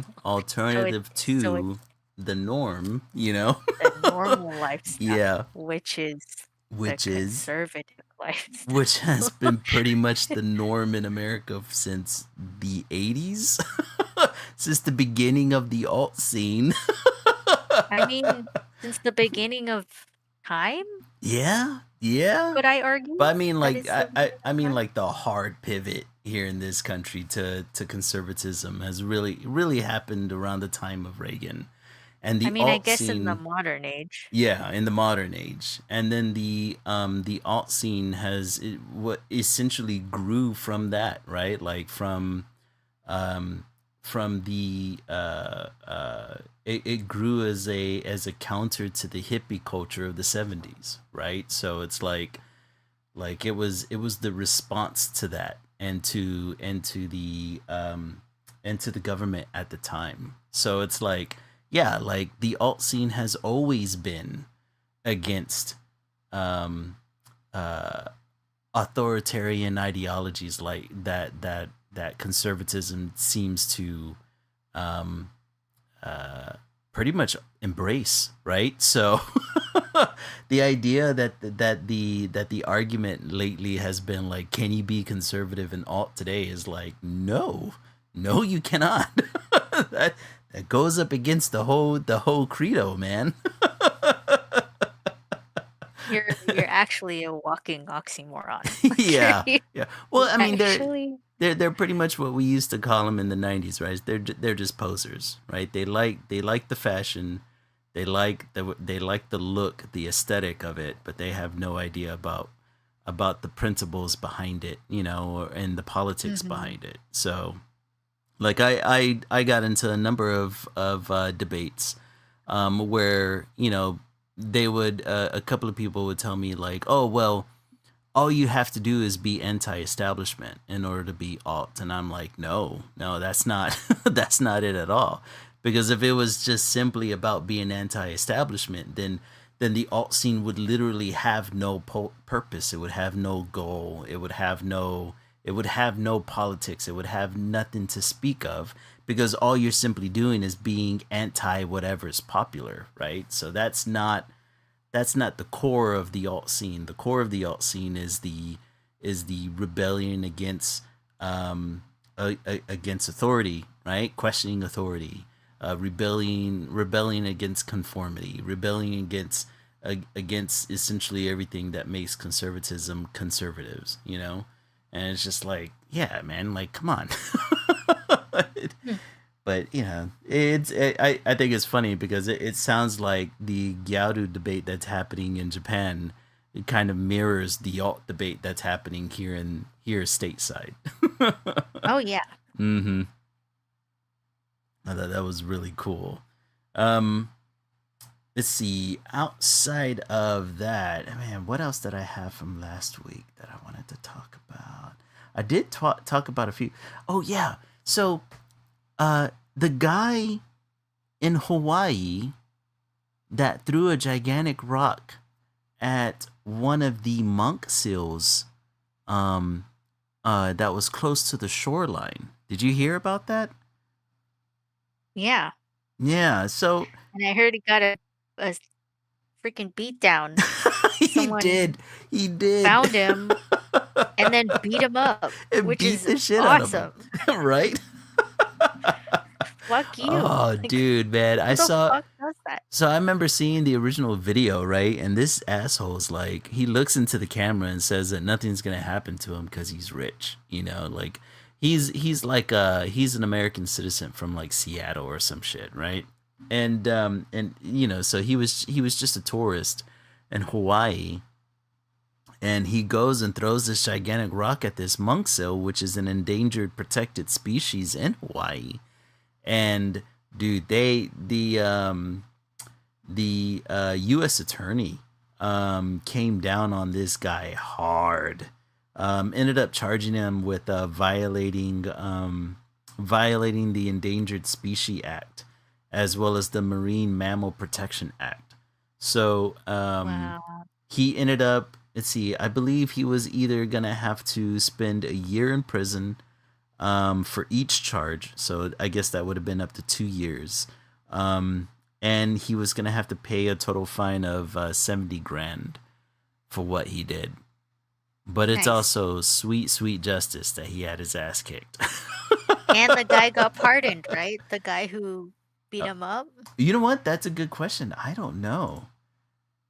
Let's I think he see. did, but go verify it Yeah, yeah, yeah. because Let me fuck that take a guy, look. fuck the dude. He deserved to get his ass whooped. Who just takes a rock and then throws it at an animal that's minding its own business? Like, who does that?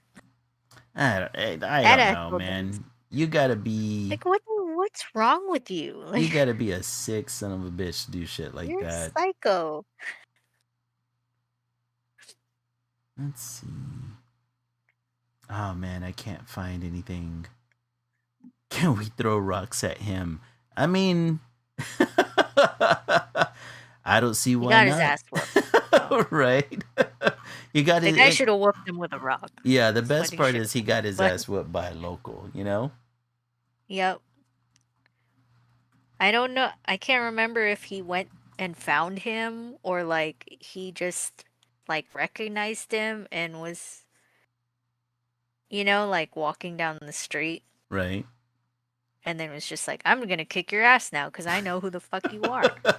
Yeah, your name and face are all over the place, man. I'm gonna take I this. think he owns like a real estate agency Ah, God. that isn't doing too well. So it's Mm. funny that he's just like, I'm rich Oh, and nothing's gonna happen to me. oh, I hope his business goes under because of this bullshit. Like, I mean, again, what kind of monster do you have to be, man? Who are you? Like, Mm-hmm. why? Why? I don't know. There's Not just horrific people out there. how do you get off of that? Like, that is, ugh. You're just gross, disgusting. Huh? I don't see.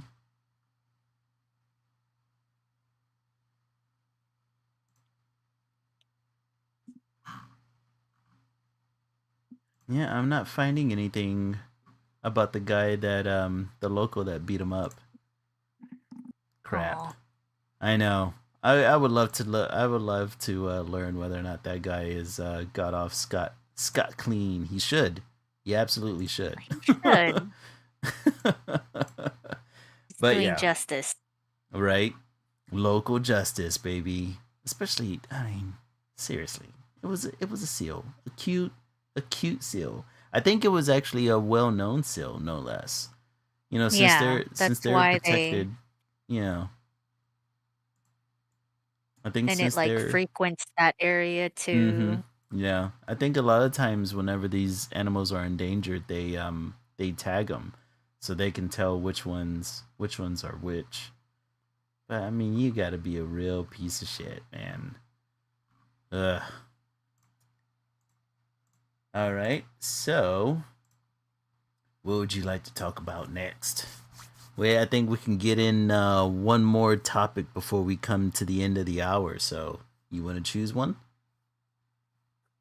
You can keep going. Let's Kind see of. here. Um, I think. Bu- bu- bu-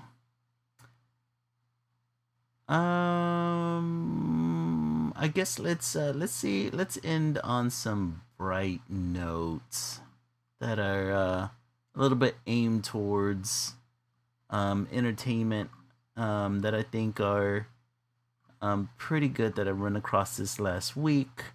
One of them being that they released another trailer for the Lanterns. So So just to give you a landscape view, right? Whenever the first trailer for the Lanterns came out, which is a DC product for the Green Lantern superheroes, a lot of people were kind of off put that they weren't really showing any of the powers, right? Right, the Green Lantern ring powers. Um, and so whenever this trailer came out, they're finally showcasing some of the powers, and it looks freaking good.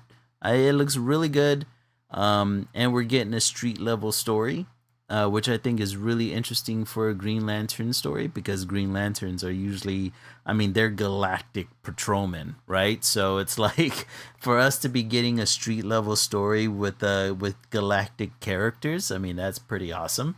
Um, and then another part of comic book news, it looks as if Brad Winderbaum has been promoted to the head of Marvel Television, Animation, Comics, and Franchise.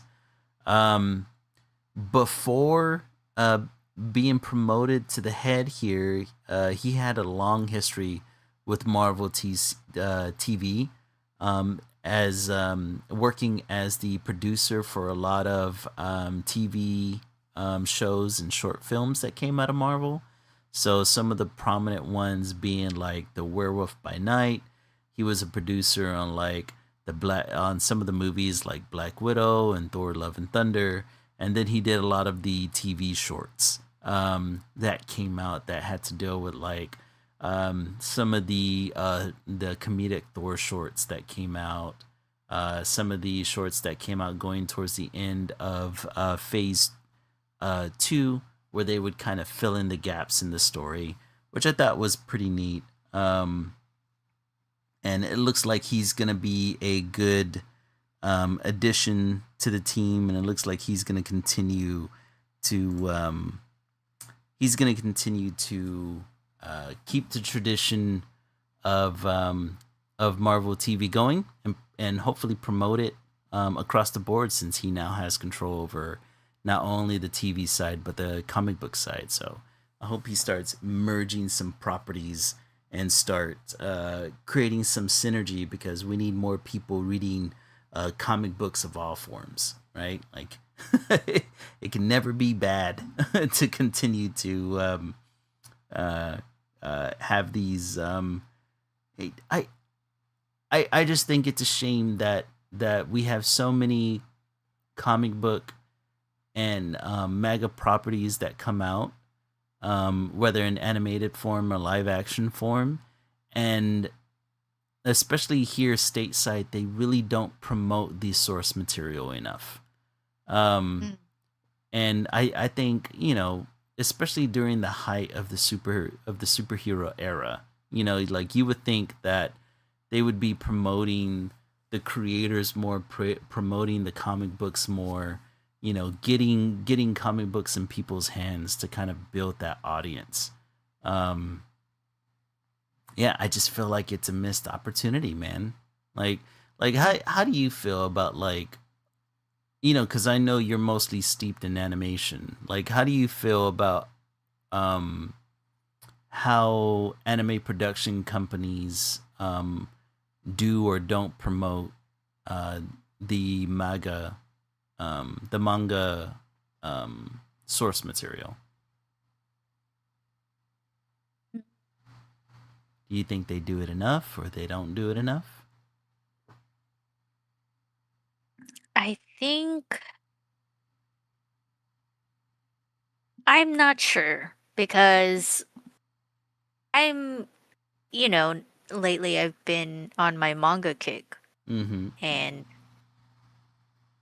um I've been trying so for the last like, you know, I think month, um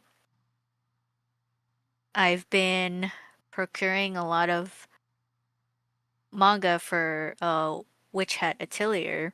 Mm-hmm. I say a lot. I got the first three volumes, but it's Right. been kind of hard to find them Mm-hmm. because as I've learned from the clerk at Kinokuniya that whenever a new anime comes out, the manga, like the first, especially the first three volumes of a manga, it typically does sell out. Oh. Like, yeah. that they'll have a hard time stocking it because the anime it has been produced, it's out, it's Mm-hmm. gaining popularity, and the manga is selling out because of it. Yeah. So I think it and he said that like it's a common thing. Hmm. It's not just happening for Witch Hat Atelier, it's happening for a bunch of other anime properties. And I can kind of see that happening, and it's a good thing to hear, because Yeah. I Yeah. think, you kind of have this idea in your head, at least I do, that people now are more inclined to just watch the show. Mm-hmm. Um Especially just maybe just putting it on the in the background while they're doing something, because it's just easy to listen to something while you're doing something else. Yeah. We live such busy lives that you can't leisurely just sit and read. But I also think, in my mind, a lot of people don't read, Mm-hmm. which is sad. But Yeah. Seriously. like, pick up a book, you guys. Even if it's manga, it still counts as It reading. still counts as Just reading, so you guys. know, It still counts. it just comes with pictures, Right? Which which is is the best kind awesome. of reading. Yeah. Yeah, exactly.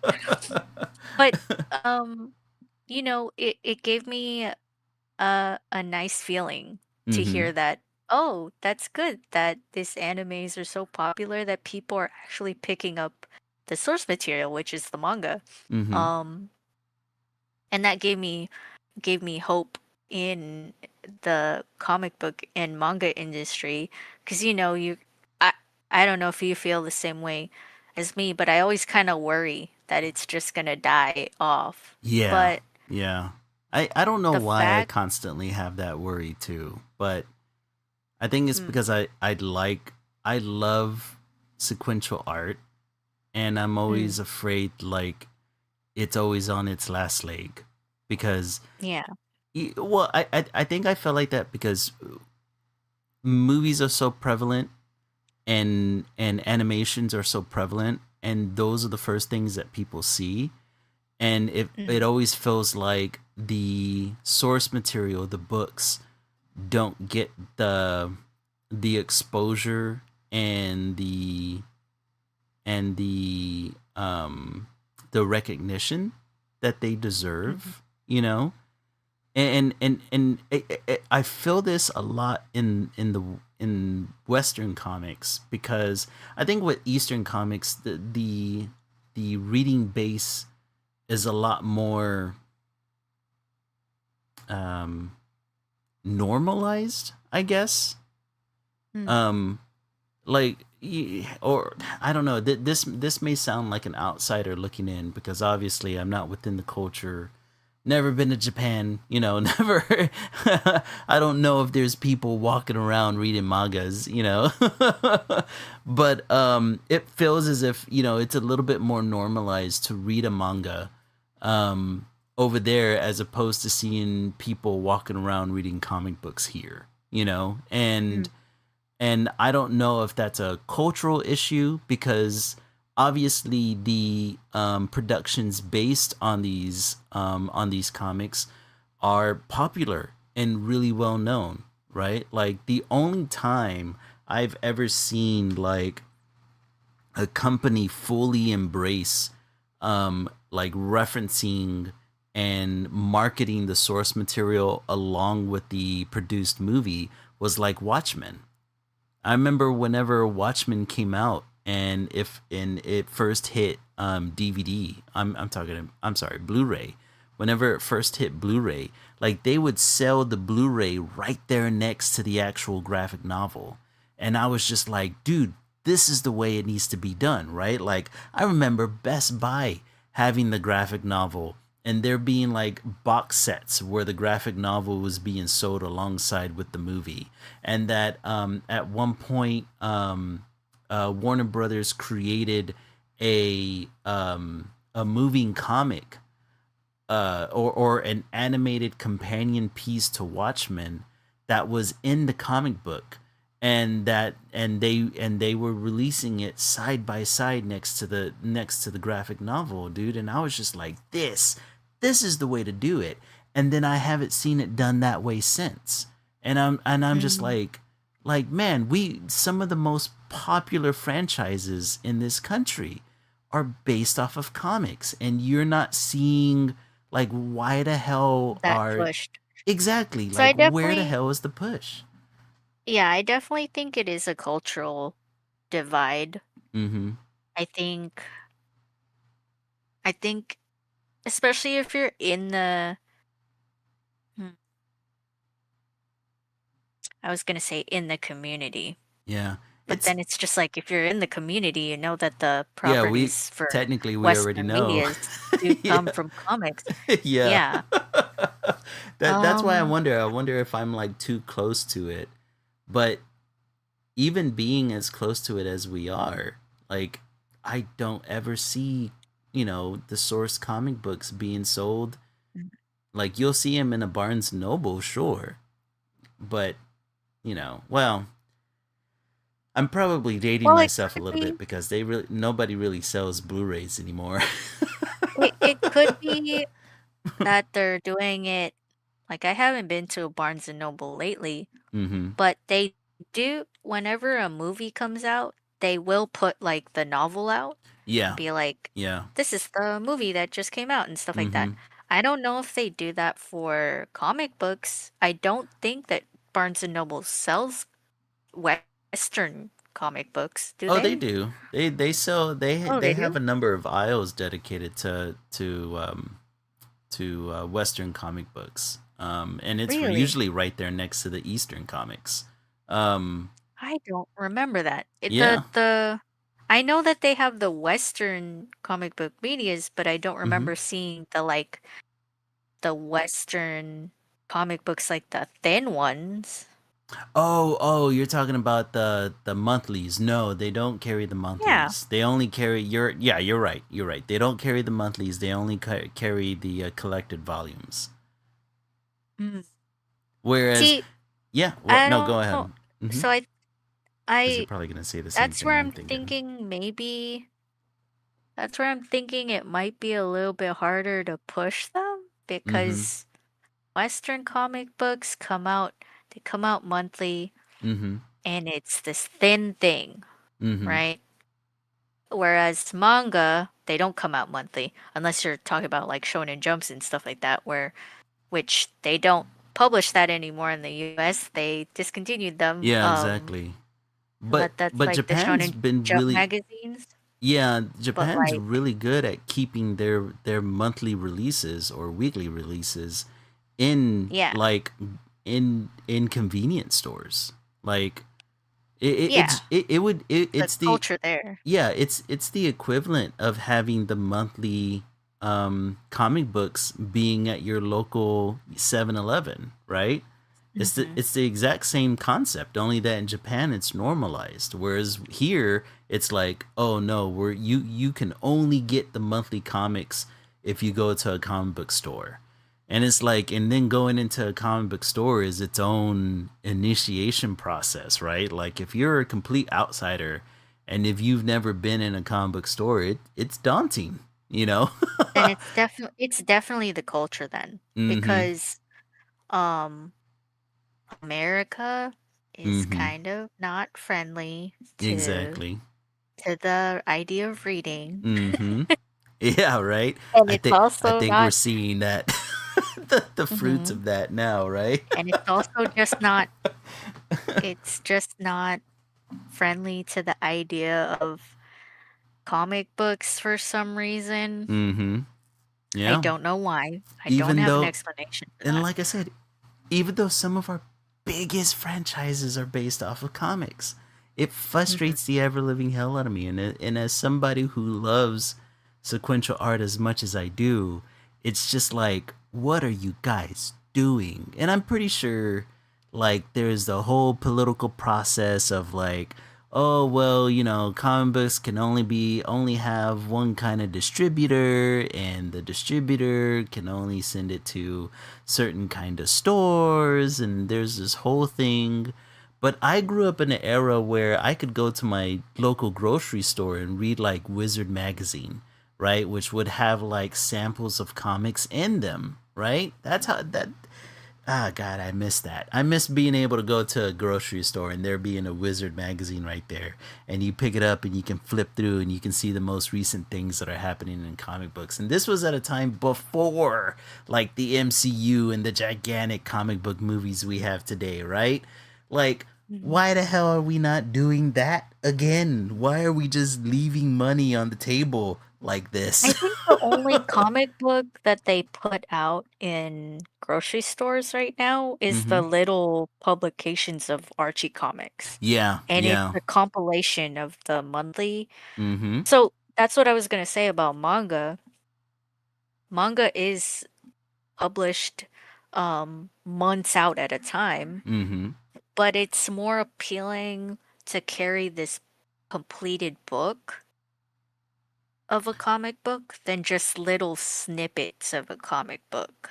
Well, And so I maybe I'm think, confused then, because I always assumed that most of the manga that you can find in convenience stores in Japan are always the weekly and monthly releases, and like well, it's in the that's, big volumes, like the yeah, gigantic because it's magazines that they have. multiple, yeah, Yeah. because it's multiple mangas. It's not just one Mm-hmm. manga. Yeah, It's exactly. It's several. multiple in one. But Like see, we need to be doing that here. Like Marvel needs to be yeah, that's, releasing one thick ass book that has a number of different books that are coming out for that month, right? well, that's the cultural divide, I know. It's so buddy. stupid, They don't man. like reading here. It's so And they, stupid. and for I some weird hate it. reason, they don't like reading, normalizing reading I comic books. Like, know. that's I weird. know. It frustrates me so much, Lily. You have no idea. Like, that's the cultural God, it divide. It's so frustrates me. normal in Japan to consume that media But just out in the open. it's like we're in an age where like they're at the height of their popularity. How is Marvel and DC not taking full advantage of this? Right? Like there's got to be but it's like you said, Now they it's a should hire you right? It's a cultural because they could divide make money where that way. yeah, they that's a shit ton of money that could be made. But I think it is a cultural thing, like you say, where it's like, Mhm. yes, that it's a good idea, but can you convince Americans to read it? You know? Mhm. Yeah, that's a whole other freaking can of worms that I don't know whether or not whether or not that's a viable um I think the idea for that though, mhm is, oh, why would I, like here in mhm America, why mhm would I pick up the comic book if I can just wait till a movie or a TV show gets released? Because that's what they're doing right now is they're releasing movies and TV shows of it. mhm Um, I think the only reason why they get popularity, um, the the written versions mhm of them anyway. I think the reason why they get popularity is because an animated or filmed product of it has come out, well and see then but they get the curiosity. Well, see, but I wonder about that, right? Because animes are direct ports of the mangas a good majority of the time, right? Like Hmm. animes, or they try pretty often not to stray away from the core story or designs of the original comics. So it's like I don't know if the Japanese are willing to read something that they already technically watched you know what's happening to the American audience where the movies are different enough from the comics where you can get into the comics and have a completely different experience with with the characters than what you had with the movies. You could have complete I mean American comics compared to the movies are way different. You're getting way Hmm. different stories. You're even getting slightly different characterizations, right? Whereas with anime, you're literally getting a direct port from the comic itself. Like there isn't Hmm. much difference between the comics and the anime, right? So it's like I think in the West, you even have a greater opportunity of like you have a greater opportunity of showcasing something to the American audience that is that's completely different content. You know what I mean? Yeah. It's just But different content, and but they don't hmm take advantage of it for some god awful reason. I just it's like I said, and like what Mark said, yeah. people would rather watch things instead of Yeah, it's reading. true. It's true. Yeah, you're right. Yeah, Civil War was way different in the comics compared to the movie. Hell, I would even say the Civil War in the comics was a lot more contextual, and it was I would even call it. I would even go so far as to say that it was a better story. And if people liked Civil War the movie, they could go to the comics, right? If Marvel was smart, they release a monthly volume, just like Shonen Jump, right? Release a monthly volume of whatever comics were out for that month, and they would get a completely different fun experience out of the comics. But fuck us, I guess. Oh my god. But that's why the fear is there whenever it comes down to sequential art, cuz it really does, especially here in the West. It feels like there's a lot of opportunity that's just kind of left on the table, and it's so frustrating. Yeah, yeah, you're right, Mark, and there's a ton more characters to work with too. But I think, especially here in the West, I think a lot of people get hung up on the idea that there's so much history behind the characters, right? A lot of the hmm times that I hear, especially whenever it comes to Japanese comics, is that, oh, there's an easy jump on point, and they're right, right? Like unless we're talking, Dragon Ball or One Piece, right? You have um very tight stories that aren't ongoing, so it's very easy to follow a character's journey, right? In manga. um but you can technically do the same thing with American comics by releasing like highlight reels, like monthly highlight reels, or I think with a lot of Western comic characters, you could easily catch a reader up on who they are, what they are. And a good majority of the time, a lot of people, especially stateside, we know these characters by osmosis a good majority of the time, I would say, right? Like everybody knows Spider-Man, everybody knows Superman, everybody knows Batman. So all you have to do is give a small amount of context or a small amount of, history, and then boom, you can throw somebody directly into a story. But I mean, man, it feels like it, one, American comics got screwed by the distribution system that we had for a long time through Diamond distributors, right? Like there was a monopoly in the distribution system, which kept comic books from being in everyday spaces like convenience stores or grocery stores, or things like that, right? Japan doesn't have that issue. The publishing companies that release these stories, they also have distribution rights to those stories as well, so they can print whatever they want, however they want, and get it to wherever they want, right? So I think if Marvel, DC, Image Comics, Skybound, Dark Horse, if all these publishing companies would simply invest into distribution, you could, it breeds competition. It might kind of kill comic book stores to a degree, but the overall exposure of comics to the greater public would just be better. Because right now comic books are, especially here in the West, are very localized. It's either bookstores or comic book stores, and bookstores are on their way out, unfortunately. hmm And I don't know how much longer comic book stores have. And that's the thing. That's the things that just frustrates the ever loving hell out of me. You know, and oh man, there's a whole it's a whole thing behind that. And I really wish because it's like I said, I love the medium. I've always loved sequential art, whether it be Eastern, Western.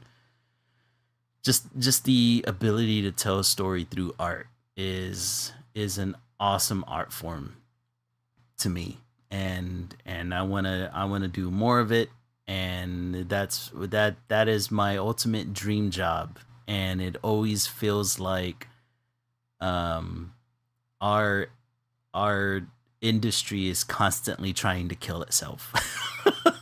And I'm constantly trying to hoping that I can pull it back from the ledge. You know what I mean? Mhm. Oh crap, man. I need them to do better. Just do better. Ah. But on that note, on that passionate note, let's take a look at the artwork and what we got. Let's see here. All right, you were able to start on some of the coloring, and you got all Yeah. the line art done. Hmm. Buenos. I was able to get all the line art done.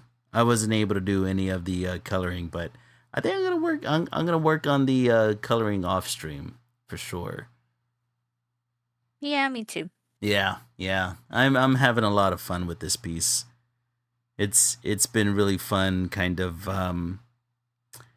just just. I swear I'm not a pervert. Just drawing a muscle mommy is just fun. It's so fun, man. Hmm. We love our strong queens here. Oh man. Oh dude, I really like what you're doing with Edward's arm. Were you looking up references for that? Cuz holy crap. Yeah, you have to. Yeah, you got no choice. Hey, I was just trying to see if you were winging it or not. And no, heck no, I'm not winging this arm. This is a this is a crazy. I don't even know if this is like, well, I've tried to look at um stuff from the show actually, but Uh-huh. like I don't know. I'm sure there's a specific schematic for it, Yeah, there. but Yeah, somewhere. yeah, I think this one follows closely the schematic for the anime. Mhm. Um, but you can't really look at schematics that cosplayers use because they kind of change it Yeah. because you're not replacing your own arm with a metal thing that You're has putting its it own on top of autonomy. it. Yeah. You're putting it on top of it, so you have to change it a little bit so it works Mhm. with your own anatomy that exists there. Right. So it's a little different when you're making something that is actually replacing your whole arm. Mhm. So Mhm. yeah, I don't know if it like if it's the way the anime drew it, that works fine. Um, it's kind of hard to get in there just because there's some stuff that's probably missing, and then it's just like, oh man, this isn't like it's not gonna look organic, obviously. So, Mhm. it's kind of weird drawing something that's not organic, but it's Right? kind of fun. Yeah. Yeah, it's always fun drawing armor. Mhm. Well, it's a, Or it's yeah, a it's arm. technically a metal Full, arm. full, yeah. But yeah, yours looks good too. I really like the line art. Thank you. I like all this detail you've got going on in the hair. Oh, it was fun That's drawing always the hair. fun. Yeah, it looks good. And I think you did a good job with her anatomy. So it does look like you've paid close attention to your source material, your reference, which is good. I mean, Yeah, it it's was good. just I think it's good to have a reference because it yeah. just makes your artwork like not just you, like it in the general aspect. Like Mhm. i- if you're gonna go into art, like don't be afraid to use references. Oh It's not yeah, for cheating. sure. Art imitates life, Mhm. and the only way you'll get that is if you're looking at a reference. Right. And yeah, so I think it's like really good that you picked. And it's a reference that you like. Oh yeah. So Well, I think that I think it was the reason why I really wanted to draw her is because you really don't get to see a lot of strong female characters out there. There is a mhm. lack of strong female characters out there that needs to be rectified. Not not in this woman's arsenal of properties. What's her Right? name? The creator for it? Oh crap! Uh I'm gonna look it up real quick Yeah, look it up. I don't remember. because all of her female characters are strong Mm-hmm. female characters. Like if you just look at Full Metal Alchemist, Hiromu Arakawa. There we Yeah, go. if you just look at Full Metal Alchemist, there are baddies on baddies Right? in that anime slash manga, and every single one of them is strong in their own way. Oh my gosh, like Exactly. Oh yes, man, but love it. yeah, I'm loving this anime so far. I've been watching a little bit further into it, and it's Oh, I been caught up. oh you're all the way caught up. Crap, man, I've only Yeah, gotten I'm caught into up all the way, episode 3 so far. and I'm working my way. it's pretty good so far. Ooh, hoo, hoo, hoo. I gotta keep No watching. spoilers, guys. No spoilers. I'm Like not gonna say nothing. go watch, go watch Demons of the Shadow Realm. Mm-hmm. It's really good. Um, I'm liking all the characters so far. No one's annoying.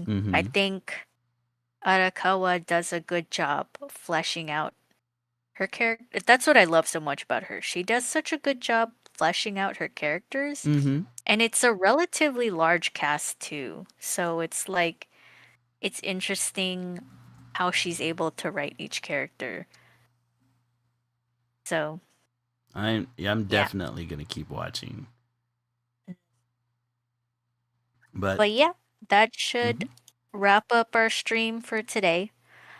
Thanks for joining us, you guys.